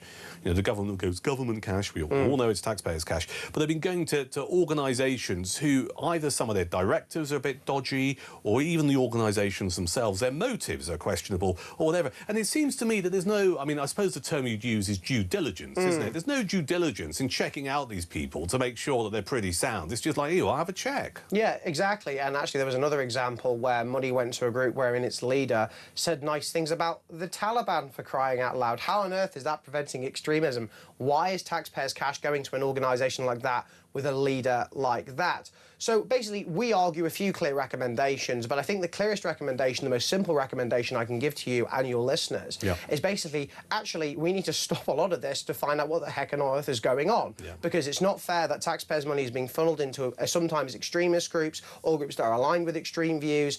And in reality, you know, if we're thinking about preventing extremism, sending more taxpayers' cash to groups that have extreme views is not exactly the best way to prevent extremism. So I think basically what we need to do is need to take a step back, do some due diligence and do a proper review into this, which, by the way, the Shawcross review in 2023 did actually do, but unfortunately, like most things with government, actually nothing's been implemented. Let's just put this into context for our viewers and listeners. The 2017 Parsons Green tube bomber, the 2017 London bridge attackers, Ali Harbi Ali, who murdered the Southend Conservative MP, Sir David Amos, Axel Rudakabana, the Southport killer, who was referred 3 times, and all of the names I've just mentioned were all previously referred to Prevent. I'll let Talk viewers and listeners decide whether or not they're getting value for money as taxpayers. I can't let you sit in my Talk studio here, Will, without chewing over and getting your view regarding the comments of Pat McFadden. So we talked a little bit about this last night. This is, we've been calling it the Mandy Files because I like the sound of it. The Mandy Files, all to do with the various messages that have been sent and received by the disgraced peer, Peter Mandelson. And there was this kind of chain of communication between Mandelson and Pat McFadden. And Pat McFadden was just clearly very fed up. He kind of was venting spleen a little bit, just sit in all of these meetings with Labour MPs and Labour ministers, and they basically just sit around going, who can we tax next in order to pay more benefits? I'm not surprised by this, but I mean, it just confirms what we've always known. Yeah, and it confirms what the Taxpayers Alliance has basically said since the beginning of this government, is essentially this government is not going to do the radical change that it promised. What it's going to do is essentially double down on the failed orthodoxies of welfareism and state intervention that the last Conservative government did, and indeed the last Labour government before that did as well. I have to give Pat McFadden a little bit of credit because it's quite clear he's very, very frustrated about this issue, and he quite clearly wants to get these reforms through. But as did Liz Kendall when she was DWP secretary. But as we saw with the welfare reform bill back then, it didn't pass. Actually, it ended up spending more money. And even then, Duncan, I remember Labour MPs at the time were calling the proposals Victorian and draconian and evil. And actually all that bill did was restrict your eligibility and reduce the welfare bill by a measly £5 billion by the end of this decade. And yet Labour MPs thought, I can't do that. All the while, because of these failed reforms, the welfare bill is now going to be over £400 billion by the end of this decade. And last year, we spent more in welfare than we took in income tax. I challenge absolutely any of your listeners to explain to me how on earth that is sustainable. Yeah, and I think, you know, there is a crisis, and the Taxpayers Alliance have been highlighting this for many, many years, but certainly over the last couple of years with this Labour government, and particularly the attitude of Labour backbenchers who have not only got the Prime Minister over a barrel, I mean, he's terrified of them, but they genuinely do not seem to understand that there is no magic money tree. No, absolutely not, and basically that's had massive consequences, obviously, for taxpayers. I mean, what Rachel Reeves did in both of her budgets is hike taxes on working people. I mean, remember when they said we will never hike tax on working people? But if you're in a business, employees' national insurance affects you, and that affects your workers, therefore working people. Alcohol duty that they've hiked, fuel duty that they've they didn't hike it, but they were going to hike it, but they're possibly going to hike it in January now. That affects working people. All taxes, to some extent, are paid by working people. So if you hike a tax, you're never going to hurt a working person. And the reason they've done that, Duncan, as you've said earlier, is essentially because Labour ministers are going around talking to Labour MPs and saying, what do you want? What can we do for you? And they just say, please, sir, can I have some more? Because effectively all they want and all they believe in is giving more money essentially to their constituents in order to win votes. And then they'll say, well, I've increased your PIP or universal credit by this amount, you know, this money, that money, you never got on the Tories and you won't get under reform. And quite frankly, that's essentially pork barrel politics, is disgraceful and is not only a waste of taxpayers' cash, but shows a disrespect for taxpayers' cash and the taxpayers themselves. I think you're right, and a final point I want to make, and a final question. I just get the sense from people I talk to, people who put in a shift, we call them here at Talk Alarm Clock Britain, people that get out of bed, they go and work, do whatever they need to do, that they've had enough. And we're almost at a tipping point. Because you can only tax people so much, and then it's just like, well, where are you going to go next? Do you get that sense as well? Yes, I do, and I think you're seeing this especially amongst young people. Like, as we saw in the Milburn report very recently, there are so many young people not just leaving the country, but so many people essentially going on welfare because they see no opportunities in this country. And that, to be fair to Duncan, that's not their fault. That's not their fault at all. Various government policies over the last decade or so have not engendered or increased economic growth in any way, and they've put extra costs on businesses, extra costs on hiring young people, which means that young people are left on the scrap heap. And when it comes to ordinary taxpayers, ordinary hard-working taxpayers out there today, I don't blame them for the way that they're feeling, because I think the social contract between taxpayers and the state is broken down in the sense that taxpayers no longer feel that the state represents their interests or actually spends their money efficiently. No, I think you're right. Now, listen, compared to you, I'm a middle-aged man. I'm almost an old man. You're surrounded by all of these young people here at Talk. I mean, I'm old enough to be their dad in some cases. But, you're young and thrusting. You and I have done some podcasts in the past. I call you an angry young man. You're a Zoomer. I'm a Zoomer. You're an angry Gen Zoomer. Zer. I'm too old to go and start life in a different country. Would you ever leave and go and live somewhere else? No, I wouldn't actually, Duncan, because I kind of believe in going down with the ship. Right. And also Good on you. And also I think Britain is still recoverable and still savable. I think that the problems are bad in this country. I do believe that Britain in many ways is broken, but I think that Britain is certainly salvageable on welfare, on immigration, on a variety of other issues, but it just takes the willpower, the courage and the drive from our political class to actually do that. And I hope that we see that, but unfortunately, Duncan, at the moment, I'm not seeing much of that at all. No, well, let's keep fighting the good fight. William Yarwood, Campaigns Director of the Taxpayers Alliance. Good to have you in the studio. Thank you. Thank you, Duncan. We'll get to more of your calls and messages in a few moments' time. This is Talk.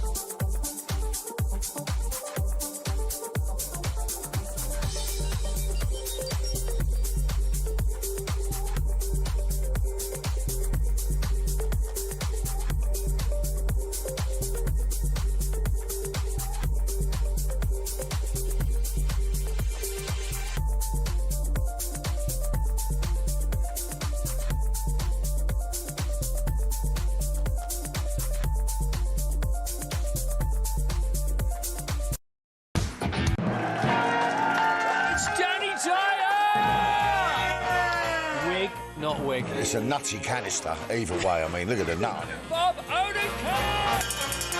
Saul was great. He was just a breath of fresh air. Amelia Clark!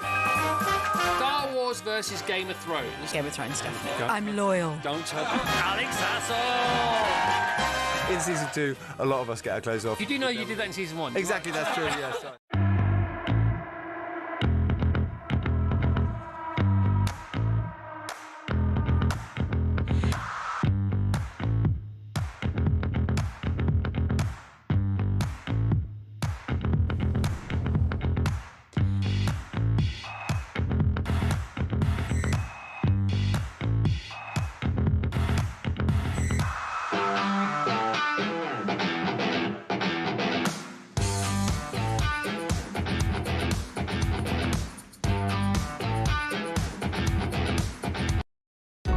Across the UK, on DAB+, on your smart speaker, on your smart TV, and on your side.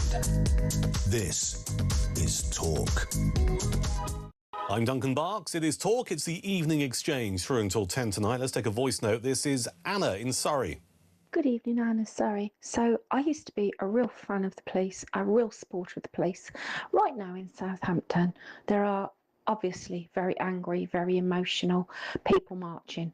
No violence. There's a lot of chanting, but nothing that I would worry about. So what have Hampshire bobbies done? They've lined up in full riot gear. The look of hatred on their faces is palatable. Vans, dogs, right in the path of the people walking. Now, what they should have done, Hampshire Constabulary, let them walk it off. No one was bothering anyone, but there they are. Now, if that was a load of black rioters or Asian rioters, even though these white marchers are doing nothing wrong, they would be taking the knee, doing the Macarena, waving their support Gaza flags. I actually now particularly loathe the police, and I am a 50-year-old woman that has never been in any bother, but I'm done with any authority, to be quite frank. Thank you. Bye-bye. That's Anna in Surrey. I mean, you can hear the frustration in her voice. And one of the things we're chewing over this evening on Talk is this idea about whether or not there is two-tier policing in the UK. And listen, I wouldn't want to be a police officer. You wouldn't get me serving on the front line, because I just think, for all kinds of reasons. But I mean, chiefly, I don't think you necessarily have the support of the public or indeed your officers. It must literally be a minefield. Let's continue this two-tier policing conversation this evening here at Talk. This is Scott, who's in Essex, and he's on the air. Hello, Scott. Hi, Duncan. May we live in interesting times. What would you like to say? Go on. Well, it's this thing with the police attitude during this confrontation with Henry. One of the observations that I've seen on it, it appears that as soon as the racism card is lifted and this flag is hoisted, everyone must bow down to it and genuflect in that direction. Therefore, the police went out with one sole objective. There was going to be a conclusion, and that was a white person in handcuffs. That was it. I think there's potentially, forgive me for interrupting you, Scott, something in there, because if you listen to, I heard a clip of the call that was made to the police, and it was the brother of the guy who murdered Henry, and he just said, we've been racially abused. That's what he said. We've been racially abused and assaulted. That was the call that was made to the police. So presumably the police went out with the, I suppose, the intention of apprehending someone who they had presumably concluded was already guilty of some form of racism. The bit I can't get my head around is when they turned up and saw Henry on the floor between what appears to be a wall or a fence and a car, not really moving, that they didn't change their approach to the situation.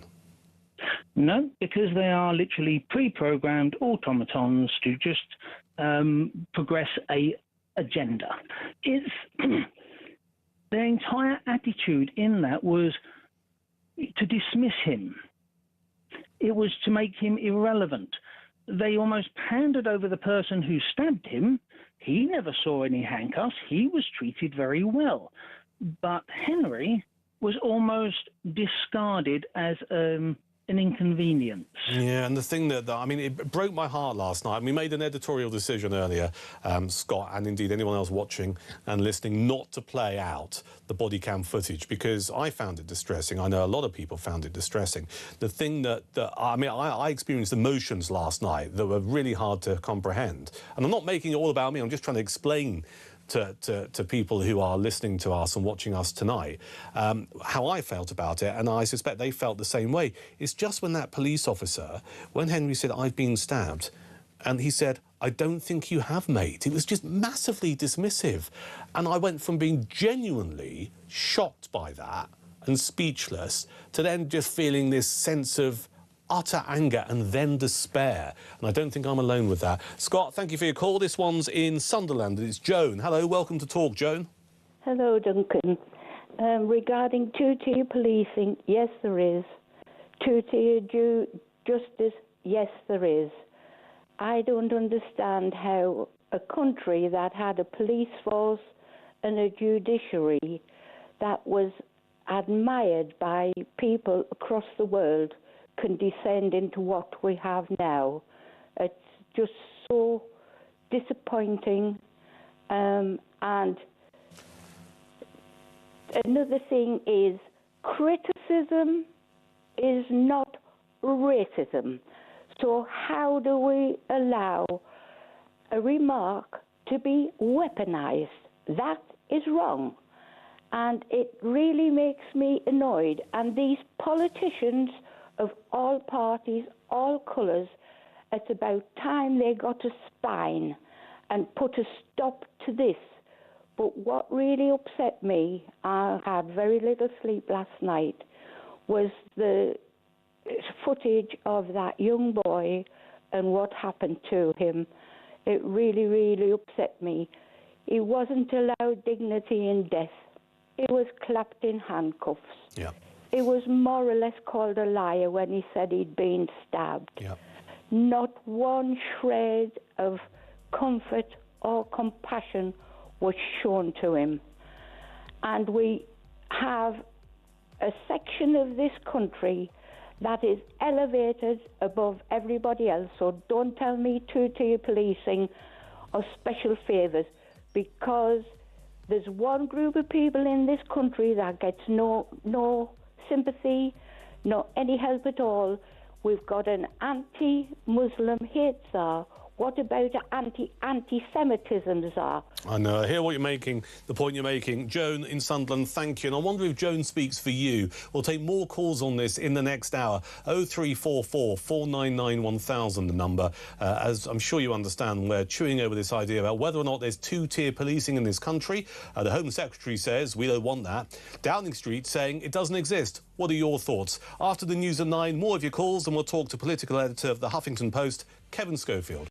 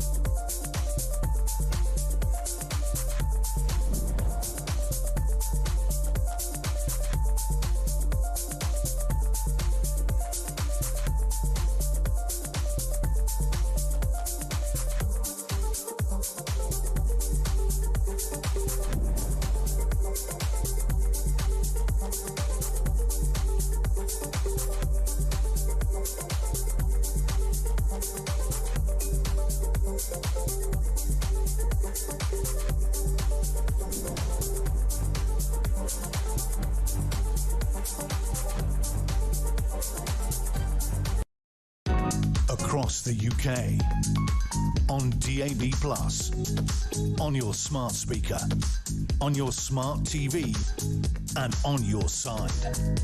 This is Talk.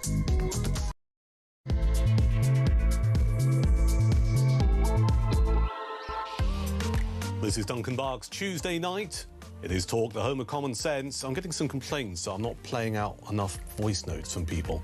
Forgive me, all right? I'll be really honest with you. I'm probably one of the most honest broadcasters you will ever come across, and I have failings, all right? I'd like to think I'm perfect. Sometimes I am, but I'm not that perfect. And I forget. I have people just going, you need to do this. And I'm like, yeah, I'll do that in a second. And I start doing something else. So forgive me. I will get to your voice notes and we'll do more messages and we'll do more calls between now and 10. 0344 499 1000 is our number. Just a reminder, Petri Hoskin here from 10 o'clock tonight here at Talk. Now, I've got some breaking news. I just want to share some stuff with you. And we'll do this now. And I've got a bit of a plea as well. This is before we talk to the political editor of the Huffington Post, Kevin Schofield, about some of the political stories of the last 24 hours, including Andy Burnham's statement, or his what would you call it? I suppose his view. You know, he said that if he wins in the by-election in Greater Manchester and becomes Prime Minister, he's ruled out calling a general election. That's one of the things we're talking about tonight. We'll get the latest from that, on that, from Kevin Schofield in a few moments. Now, this is what's happening in Southampton. This is breaking news tonight. If you've been with me since 7 o'clock this evening, I did make the point that there was a protest that was taking place outside the police station in Southampton. And there were people there who were protesting regarding the treatment by the police of Henry Novak, who we know was murdered by Vikram Digwa. And the protest has been running for the last few hours.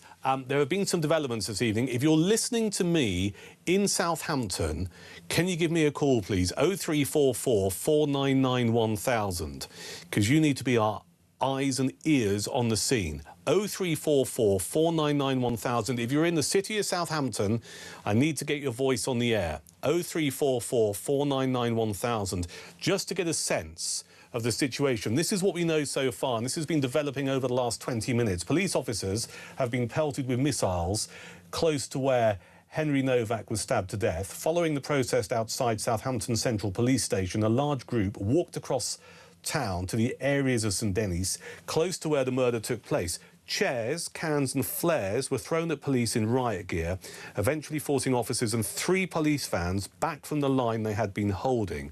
That was 20 minutes ago. Inside the last few minutes, police holding riot shields have clashed with protesters close to where Henry Novak was stabbed to death. Police helicopter hovered overhead as officers were pelted with stones. This is on a residential street in the St Denis area of Southampton before they charged with perspex shields in an attempt to push the crowd back. So that's what we know at the moment. If you're in Southampton, because you live there, if you work in Southampton, if you're a Southampton cab driver, 0344 499 1000. Ideally, I'd like to find out what you're seeing and what you're hearing locally. If it's easier for you to message, then that's the same number for your WhatsApp messages or indeed your voice notes. And you can also text 87222. You need to start your message with the word talk. This is not about whipping up any further anger on the streets of Southampton, but it is our duty as a broadcaster to try and get a real sense of what is happening. So you know what's been happening in the last 25 minutes in Southampton, because I've just given you a sense of what's been happening in the city. Riot police are responding to protesters who have been hurling everything from chairs, cans and flares at them.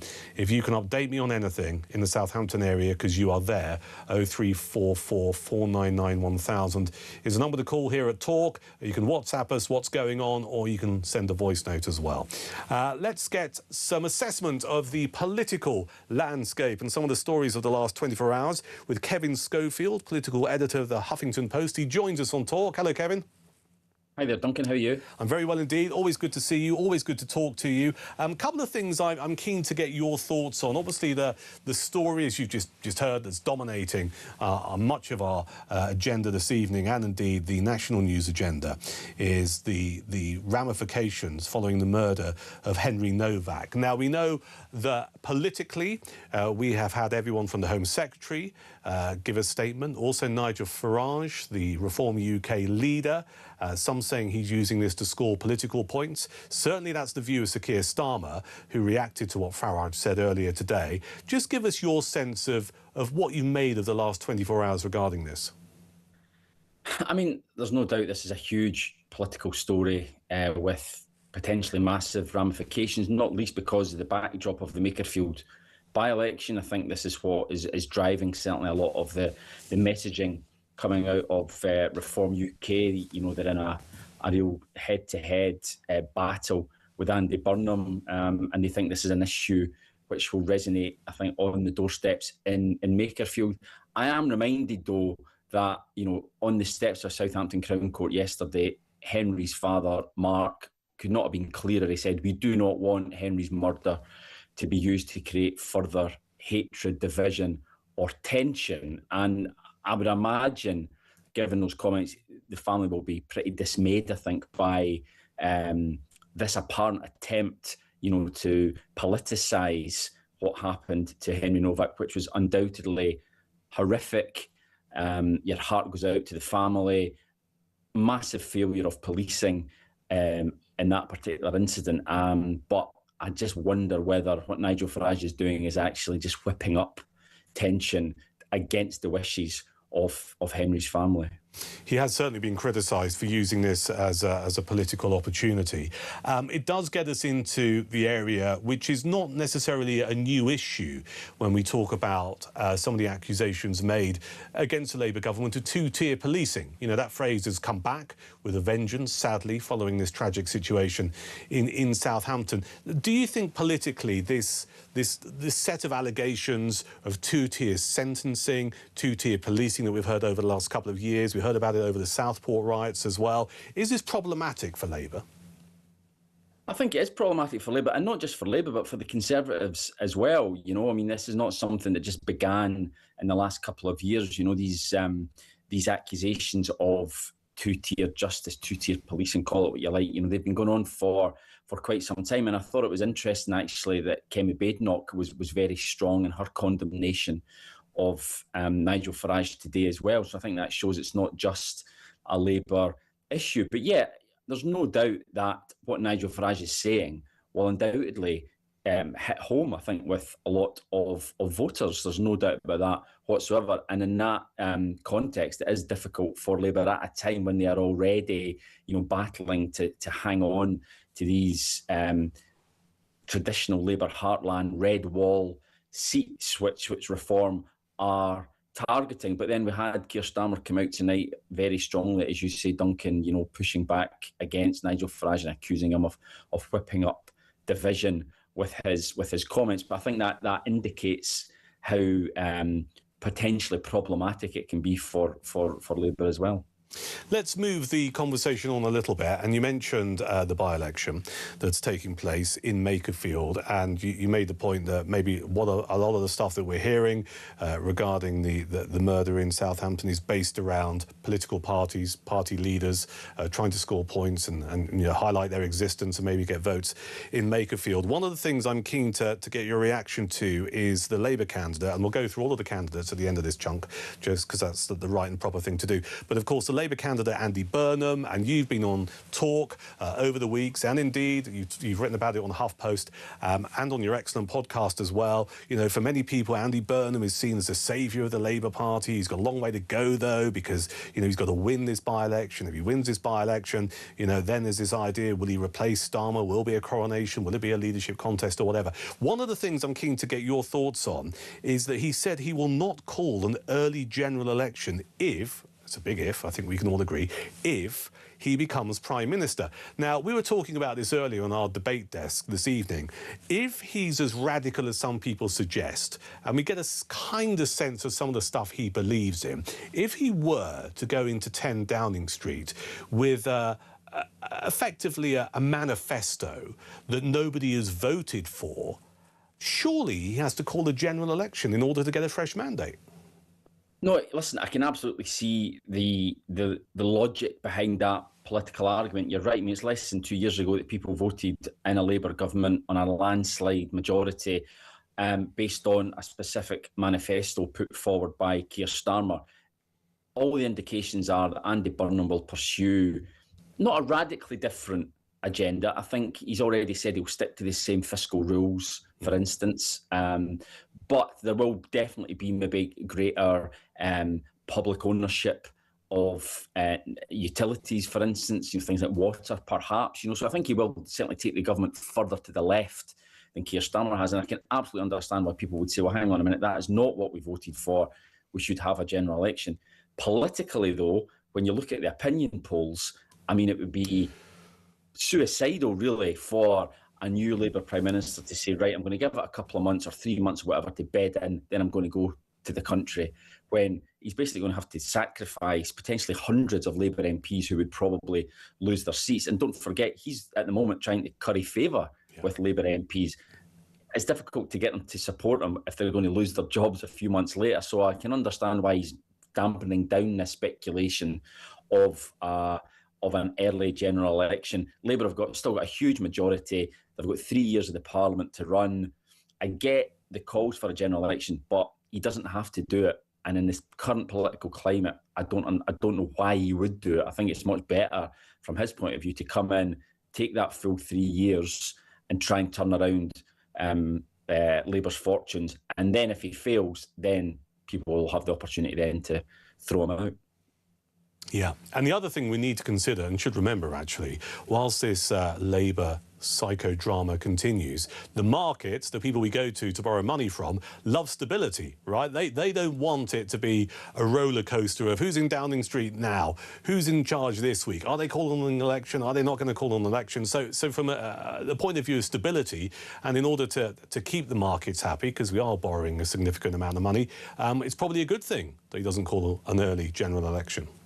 Yeah, absolutely. I mean, we went through all this with the Conservatives. You know, it didn't do them any good in the long run, going through so many prime ministers. And you're right, the bond markets, despite what Andy Burnham has said in the past about us, you know, maybe not having to be in hock to the bond markets. Yeah. Unfortunately, when you're as indebted as Britain is, they do call the shots, and you have to keep them sweet. And this, as you say, this constant drama over who's the Prime Minister, are we having an election, who's the government next week or next year. The markets hate that. They just want stability, they want certainty. And if Andy Burnham can come in and say there won't be an election for 3 years, that might potentially help calm the bond markets, which is good for all of us because it'll hopefully help keep interest rates down and help the economy.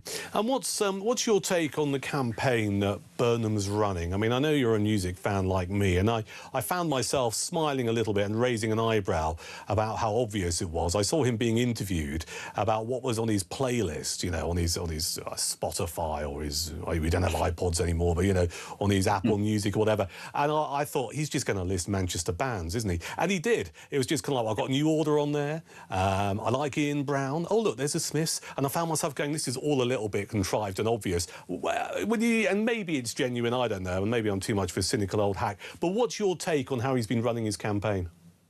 Yeah, I mean, I think you're absolutely right. You could have listed that playlist without seeing it. I think, I think he is very much playing on his record as a Greater Manchester mayor. You know, he's been re-elected a couple of times. It's not all been plain sailing. There's a clean air zone policy which went badly, and I think that still annoys a lot of voters up there. But by and large, he's obviously done pretty well. So I think he's trying to run on that record by saying, look, I've done this in Manchester.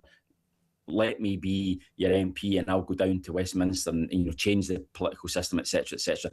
That's what he's trying to do. So far, what I'm picking up, although I haven't been to the constituency yet, but I'm planning to go up next week.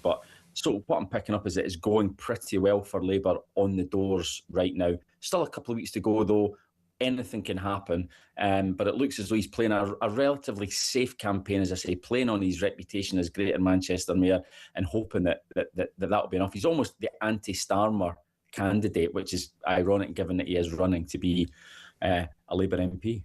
Massively ironic. Kevin, thank you for your time. Always a pleasure to talk to you. That's Kevin Schofield, political editor of the Huffington Post.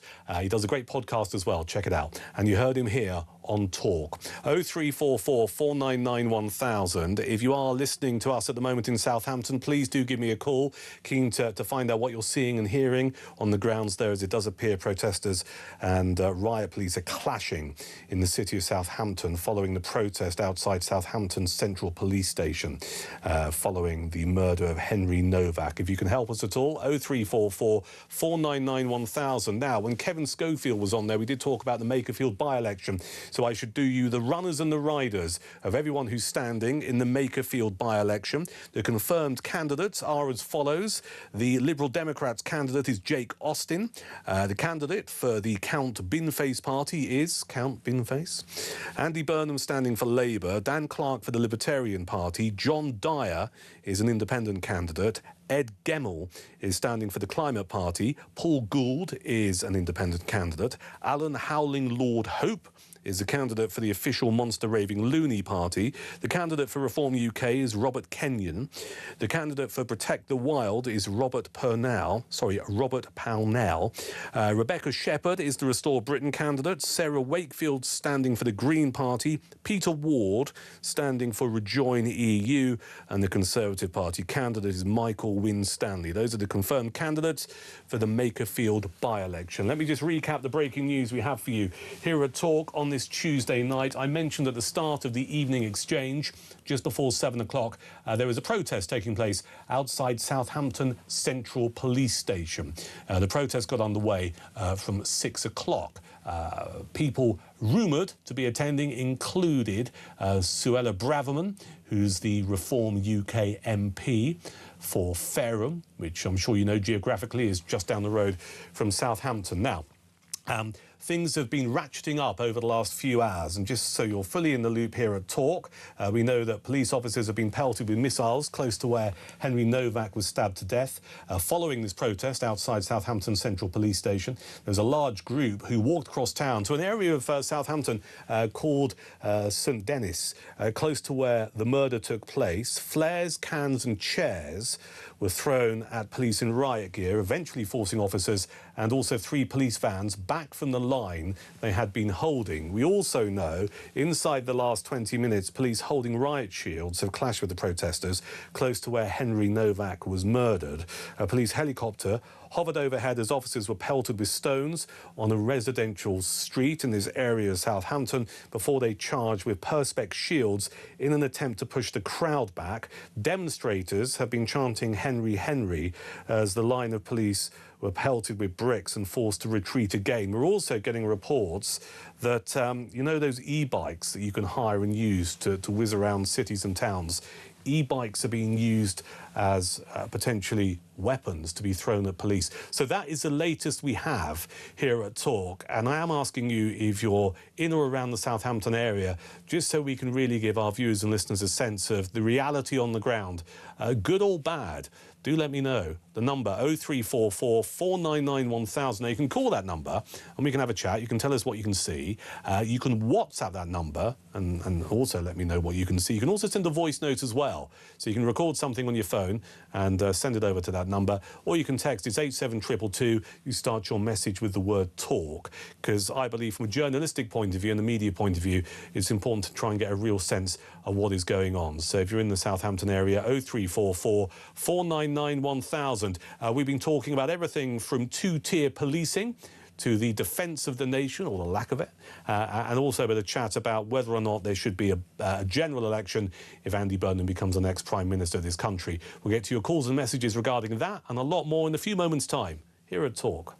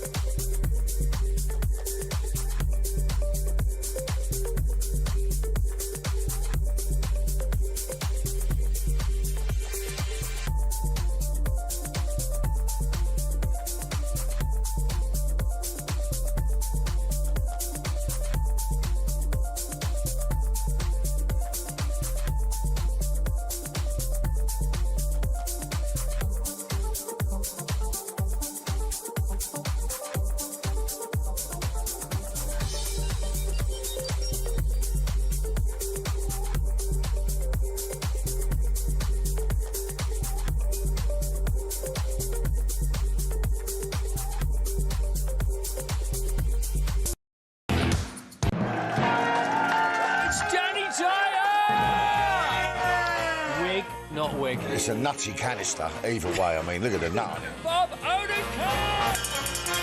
Saul was great. He was just a breath of fresh air.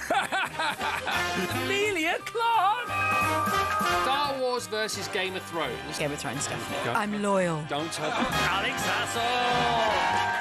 In season 2, a lot of us get our clothes off. You do know you did that in season 1? Exactly, that's true, yes.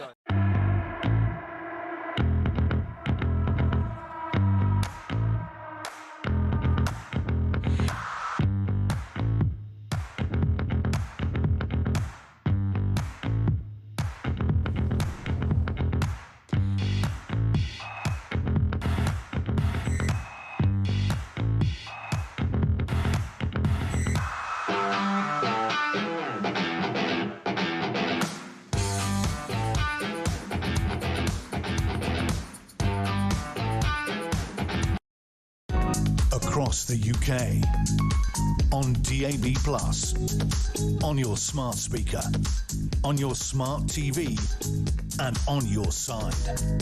This is Talk. It is Talk, the home of common sense on the Tuesday night. I'm Duncan Barkes. It's the evening exchange. Through until 10 tonight. Petrie Hoskin here from 10. We'll find out what Petrie's going to be chewing over just ahead of 10 o'clock. In the meantime, let's get some of your voices on the air. This is Debbie, who's in Birmingham. Hello, Debbie. Hi, how are you? Very well. What would you like to say? I'd like to talk about Henry's case. Yeah. Most of my friends are police officers, and what concerns me is that this is going to put a really bad light on all police, because not all police act in the same way.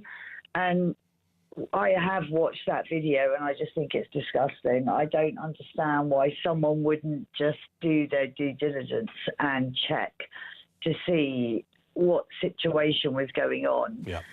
I do completely agree that, you know, I don't understand why Nigel is getting slammed. Because it does look like two-tier policing. But You mean Nigel Farage? yes. Well, he said that people should respond with rage, and I think some politicians felt that was a step too far. I don't know whether you need to respond with rage, but I do think that if you're in that situation, let's be honest, everyone that works in, you know, a frontline sort of like job, they should go in with open eyes and assess the situation. I really can't, it doesn't sit well with me. I don't think so, mate. I think I'm out of order. I genuinely, I mean, I've said this a couple of times, and I'm also keen to make the point, it's not about how I feel, because I'm not the story, but I had such a complex set of emotions I experienced last night when I saw this body cam footage off the back of that phrase of that officer responding to Henry saying, "I've been stabbed." I don't think you have, mate. Well, I'll be honest with you. I'm ex-military, and I always call anybody I meet Sir or Mum, and they correct me and go, "My name's Rachel," or whatever. I really don't think you should be calling anyone mate. And I did like the female police officer where she was like, "We need to check." But someone obviously, I'm only surmising, but obviously sat down and went, before we call them, let's come up with a plan. But I did see something else that really freaked me out on X, where this guy has got out of his car before and had a sword. Yeah, I mean, there are quite a lot of allegations floating around, both about him and also his family. I just want to kind of wind back something you said a few moments ago about potentially, you know, people who serve in the police. There is a real danger here and a risk that this incident is seen as something that demonstrates how all police officers behave. And I just don't know how we stop that from happening. Well, I'll be honest with you, there's good and bad in everything. Let's be honest, and there is. So people would say, I live in a certain area of the country, and they go, oh, that's a bit rough. Well, actually, no. There is good and bad in everything. And I do worry, because of my organisation that I look after, they're not all bad. But you do get the one person. But it did shock me watching that last night, personally, and it did. I don't think that was the way to deal with it.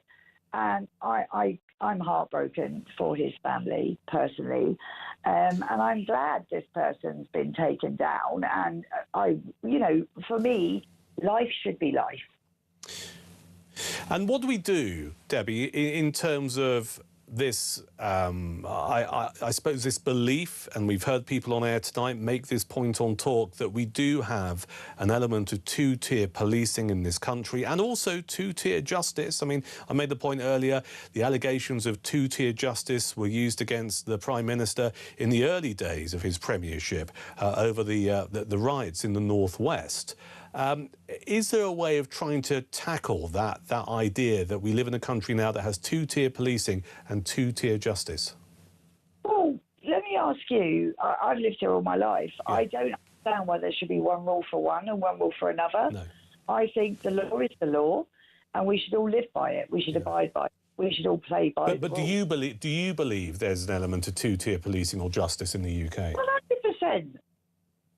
100%. How can you turn up to, and I can't believe I'm saying this, but how can you turn up to an incident because someone has said this has happened and we'll just go in with that? I think you should turn up to a scene, assess the situation and go from there. You shouldn't be taking someone's word for it. You should take a step back and look at the situation. All right. Debbie, I appreciate your call. Thank you so much, because you said a lot of really interesting stuff, and I'll let other people pick up on what you said. 0344 499 1000. That's Debbie in Birmingham. It's Talk. It's a Tuesday night. I've been asking people in Southampton to give us a call, given the unfolding situation with the riot police clashing with protesters. And Claire is in the city of Southampton. Hello, Claire. Hello there. So tell me what you know. Well, it's not so much about what's going on with lovely Henry. It's the fact that I live in Southampton, and in Portswood, there's the Highfield Hotel that's been closed down to immigrants.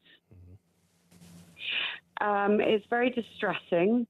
There's Beavis Valley, which is a surrounding area, which is also very distressing. There's areas in my own town, as a white, British, 47-year-old, that I can't go to anymore. And this is in Southampton?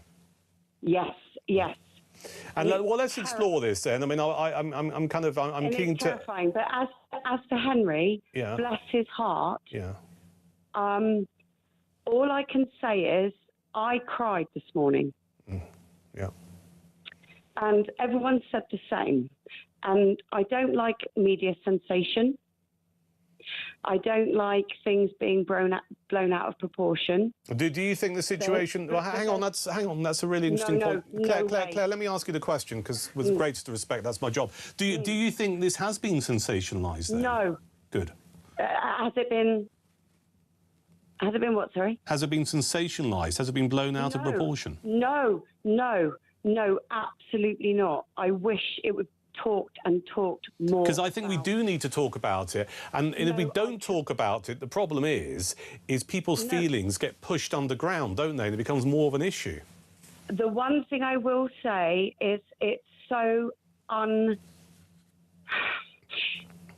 infrequent that people like us on the other side, the laddos that go to uni, the lads that work tough jobs, the university students, and I am in Southampton. I live in Southampton. I was born and bred.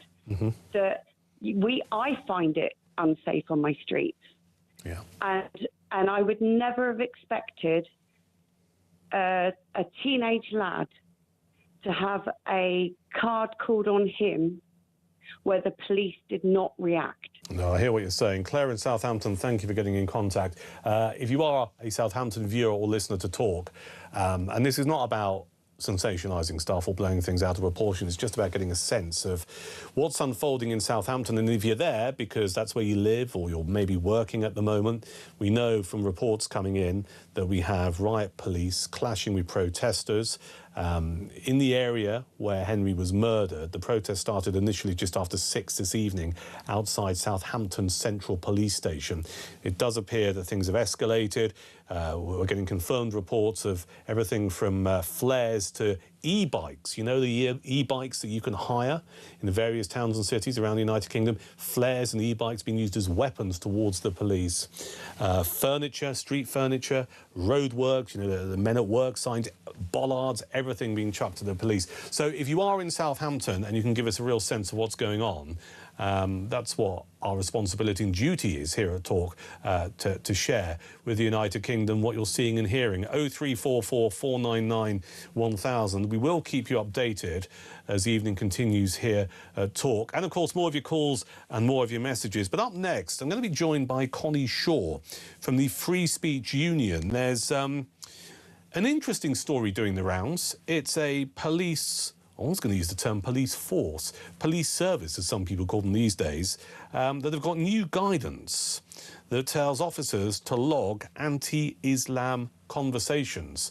Well, first off, what kind of conversation is that? And secondly, where does it lead to? We'll get to that next here at Talk.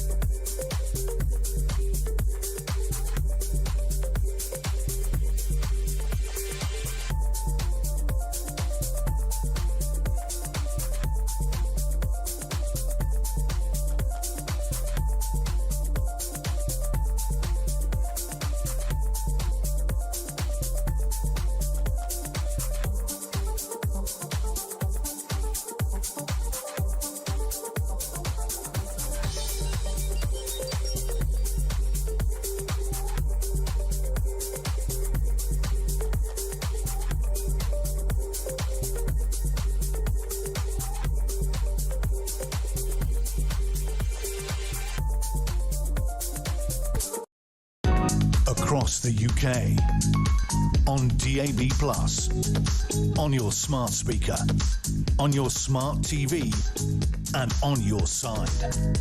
This is Talk.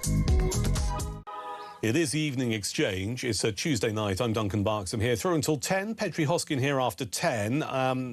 We'll get as many of your calls on the air as we can between now and 10 after I've chatted to my next guest. I'm just looking at our switchboard, which is rammed, and most people, understandably, wanting to talk about this idea of two-tier policing in the United Kingdom, and also a little bit of chat about everyone from Nigel Farage to our Prime Minister and how they've reacted to the murder of Henry Novak. But in the meantime, a story that caught my attention coming out of South Wales regarding the police force, South Wales Police, who apparently have instructed staff to log anything that goes beyond, quote, the legitimate discussion of Islam.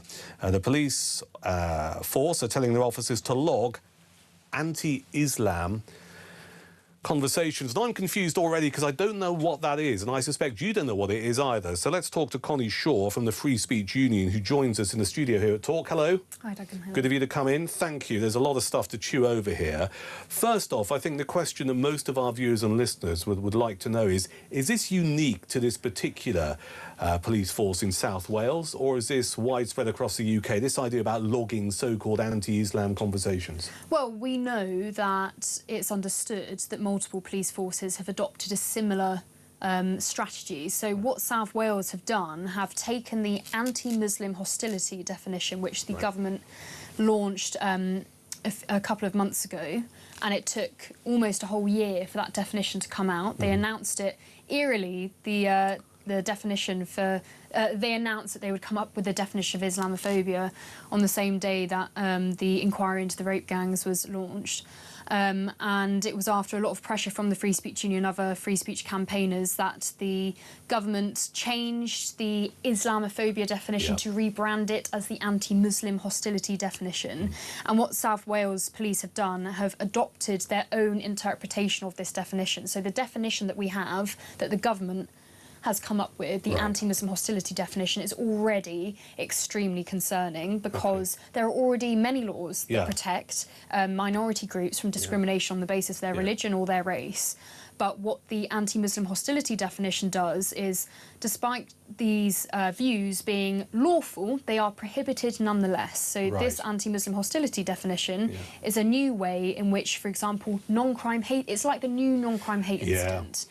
And that's what South Wales Police are effectively doing. And they have added a word to their own interpretation of this definition, which is to be rolled out across the public sector, that they believe that any conversation that police officers may hear or come across which go beyond the legitimate discussion of Islam should be recorded. Now, we're concerned that although non-crime hate incidents are not to be recorded anymore, they are being replaced with what's being called antisocial behavioural incidents. And these may still appear on people's DBS checks when they have an enhanced DBS check, which could stop you from getting a job. You've been brilliant so far. There's a lot to unpick there, though, so let me do my best at unpicking it. So there is this centralised government definition, if I've got that right. But police forces, can they add to it if they choose to add to it in a certain way or interpret it in a certain way? Well, that's what's happening. That's what's happened by South Wales Police. How are they allowed to do that, then? Well, the government's definition of anti-Muslim hostility itself is non-statutory, so it was not passed through Parliament. They selected a 5-member working group, and the Free Speech Union has already exposed in a report, which I'd recommend everyone read, that every single member on this working group that Labour selected have very concerning links to Islamists, Islamist organisations. And so what Wales Police is doing is exactly what we were concerned about happening, is that this definition that's already very watery, very vague, that talks about the prejudicial stereotyping of Muslims, which effectively is going to make it quite difficult to talk about the significant problems we face within the Muslim population, the threat that certain parts of it cause towards Britain, is going to make it far more difficult to talk about. And the South Wales Police have adopted this, and what we're concerned about is, despite the fact that the government have put safeguarding measures around the free speech aspect, that they said that the definition that they introduced would not have an effect on free speech, despite the fact that Steve Reid called Nick Timothy MP a racist his comments about the Trafalgar Square iftar celebrations. We're concerned that police forces and other places such as the Nurse and Midwifery Council will adopt this definition and basically add their own interpretation on it. And who is to decide what is a legitimate discussion about Islam? Well, this is what I wanted to get into, because I don't think I'm going to be able to quote you directly from what you just said, but there seems to be, if I've understood it correctly, and our listeners have understood it correctly, and our viewers, that there is a certain kind of conversation you are allowed to have about Islam, but we don't know when that line is crossed, right? So if we don't know that, then surely it's down to the interpretation of a police officer to go, well, actually, no, you shouldn't have said that. Have I got that right? Well, effectively, that's what's going to happen as a result of this, the strategy that South Wales has adopted, because it will be down to the individual police officer to decide this, and what an awful position to be in as a police officer. What's the acceptable kind of conversation you can have about Islam, then? What are we supposed to be allowed to say and not allowed to say? Well, by asking this question, you're making the very point that it's very unclear. Now, the police are having to, because of the multicultural country the diverse country that we now live in, the police are having to conduct themselves along a very tight balancing rope, because they know that the Muslim population are far more likely than any other group of people in the UK to respond with violence when their religion is insulted. We know from polling in 2006, polling that was conducted said that 68% of British Muslims believed it should be a criminal offence to insult Islam. That was in 2006. Things have only gotten worse since It can only get worse. And let's remember there are numerous documented cases, including a school teacher in Yorkshire who's still in hiding because, you know, he managed to upset a load of Muslim parents at a school. Yeah, so all of these cases that just roll off the tongue now happened all before the anti-Muslim hostility definition came in. The Batley Grammar School teacher, as you rightly say, the boy in Wakefield who accidentally scuffed a Quran, whose mother was dragged into a mosque to apologise to an imam and a congregation whilst a police officer sat next to her, not saying anything. She had to put a headscarf on, and she even promised to not press charges against the people who'd made death threats against her own son because she understood how disrespectful her son had been. The West Midlands Police, the way that they capitulated to Islamists, that Nick Timothy MP, again, the Shadow Justice Secretary, exposed, and Craig Guilford, the Chief Constable there, had to resign over that scandal, the banning of the Maccabi Tel Aviv fans and that Aston Villa game. The West Yorkshire Police, recently the Telegraph, and actually one of our Free Speech Union cases, a woman, an academic who'd been appointed to help on a hate crime panel after the murders at the Heaton Park synagogue last year. She was sacked from that panel because she questioned why the elephant in the room of Islamism was not being addressed, and why the Muslims on the panel were more concerned about what they considered to be the threat of retaliation on mosques. She was removed from that panel. Hamid Hoskin, the CPS, originally charging him with insulting the religious institution of Islam. So when we are talking about, is this just one police force? This is not just one police force. This is the entire political and justice establishment. You know, our own CPS putting on that charge paper that Hamid Hoskin was being charged with insulting the religious institution of Islam for burning a copy of the Quran in a peaceful protest. And the man who came out with a knife saying, "I'm going to kill you," he was spared jail time, and that man trying to come out with a knife was used as evidence of Hamid Hoskin. I remember we talked about it extensively here on Talk. So, you know, one of the things that we've been chewing over tonight, and I know you know this, is whether or not there's two-tier policing. We've also talked about two-tier justice. We should also add to that, I suppose, two-tier freedom of speech. Absolutely. Right? And also, I can only conclude from what you said so far and explained it brilliantly, so thank you. We have politicians in this country who are complicit with allowing, if not encouraging, two-tier freedom of speech. So if you're one segment of society, you can say that. You know, go after the Christians if you want. But if you're a different segment of society, well, no, you can't do anything to upset that segment or whatever. How has it been allowed to happen? Well, mass immigration has been a huge part in this, and we have allowed, or the political establishment, I should say, has allowed the extreme and rapid demographic change to this country. And now we have a significant proportion, although still a minority, but a significant proportion of the population who are practicing a culture or believing in a religion that is extremely opposed to the British tradition of freedom of speech and tolerance and freedom of conscience.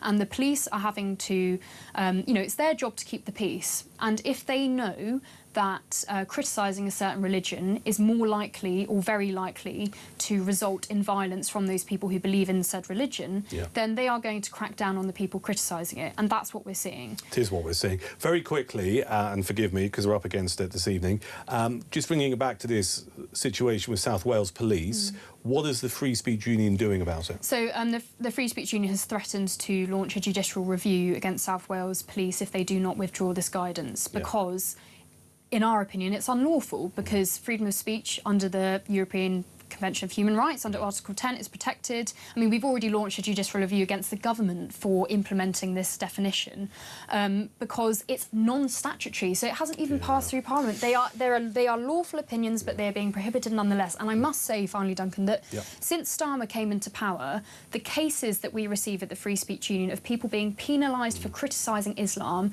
has increased by fourfold.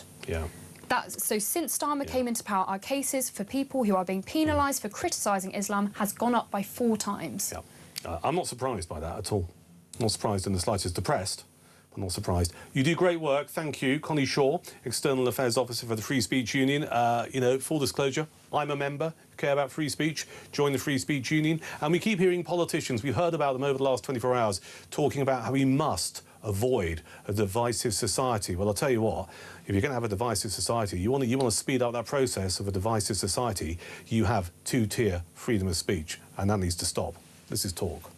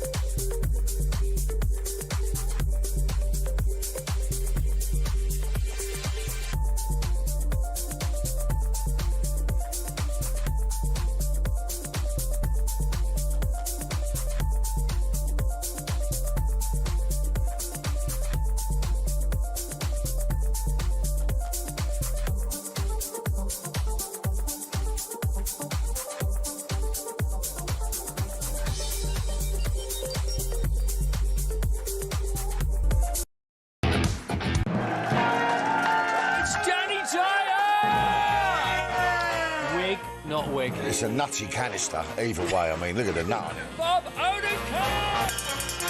Saul was great. He was just a breath of fresh air. Amelia Clark! Star Wars versus Game of Thrones. Game of Thrones, definitely. I'm loyal. Don't tell Alex Hassel! In season 2, a lot of us get our clothes off. You do know you did that in season 1. Exactly, that's true, yes.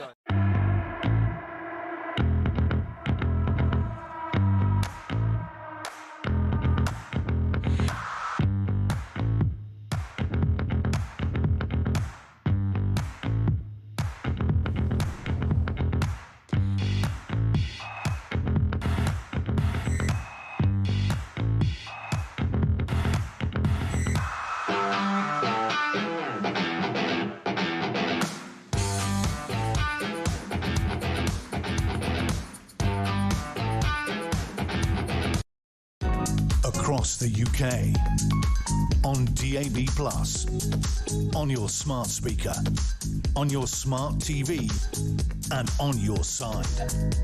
This is Talk. The FIFA World Cup kicks off next Thursday, and our friends at Talk Sport are sending you and a mate straight to New York City with Adidas, the tournament's official match ball supplier. It's the ultimate trip to watch England face Panama live at the MetLife Stadium. Return flights, hotel, match tickets and spending money all taken care of. Plus, Adidas is throwing in the official Trionda match ball and a fresh pair of boots, so don't miss out. Now, this is how you enter. For your chance to win, head to our friends at talksportwin.com or text TALK to 83338. Text costs £2.50 plus your standard network rate, or call 0343 418 7260. Lines close on the 12th of June 2026 at 4 p.m. That's when you'll need to answer your phone if it rings. 18 plus UK residents only. This is a network promotion. Full T's and C's at talksportwin.com. So for your chance to win, text TALK to 83338 now. It is Talk, the home of common sense. Duncan Barkes here, through until 10. Petri Hoskin here after 10. I did say I'd try and get some of your calls on the air between now and 10. I'm true to my word. This is Caroline in London. Hello, Caroline. Oh, hi, Duncan. Thanks for taking my call. A few points I'd like to make, please, about Henry. Yeah. Like you, when I saw the footage, I had so many emotions. I had absolute rage, deep sadness, so much respect for the parents, and cannot imagine in a million years what they're going through, and they'll never get over this. But too many times the police have not acted as we expect. We had the Manchester court case. I mean, that was just as clear as as yellow as yellow. Oh, you mean the Manchester Airport case? Yes. Yeah, yeah. I mean, I could talk for an hour, like you could, with all the cases. We have got a government, I'm afraid to say, in my opinion, who is actually our enemy. They are out to get us, and I think they want us to start a riot. But I don't know where this is going to end, because we can't carry on living like this. OK, let me just ask you a question quickly, because that's quite powerful stuff you said. You believe the government's the enemy of the people. They want us... Hang on. They want us to start a riot. Let me explore that. Why would you think they want people in this country to riot? Why would they say that? Why would they try and achieve that? Well, maybe to do a lockdown. I don't know, maybe to put more people in prison so we don't have riots, so we don't have demonstrations. I mean, who knows what's going on in these people's heads? But they are certainly not our friend. They're not our friend financially. They're not a friend of us with our energy. They're not a friend of us with our taxes. And they're certainly not our friend with the law, because it's lawless now, and it is without doubt two-tier. But to see, and Starmer hasn't even come and talked about this boy. He never even went to see the lady whose daughter got stabbed 23 times in the neck. Yeah, I hear what you're saying. There's a lot of frustration, there's a lot of anger, and I think the Prime Minister could have dealt with this a lot better. Caroline, I'm only going to move it on. Thank you for your call, because I've been asking for people who are in Southampton, where there's been some violence between police and protesters, and I'm pleased to welcome to talk Wesley Winter, who joins us. Hello, Wesley. Hi, how are you guys doing? I'm very well. Now, listen, you're in Southampton, and we know from reports that there have been riot police clashing with protesters following the initial demonstration outside Southampton Central Police Station. The airwaves are yours, Wesley. Tell me what you've seen. So currently what happened was it did start at the police station, but eventually the protesters made about a 20-minute walk to the area where Henry Novak was stabbed, and they've come to pay their respects, but obviously it turns south quite quickly, and now currently people have been lobbing stuff at the police. There's been really been set on fire, chucked at the police. Huge bricks, bricks that used to actually build houses, not little stones, have been lobbed at the police, and there's been a lot of back and forth, and the police have literally just been taking it. They haven't really reacted at all. They've been standing there with their riot shields and helmets on and just taken an absolute battering tonight. Tell me, Wes, what kind of numbers are we talking about, both in terms of riot police and protesters?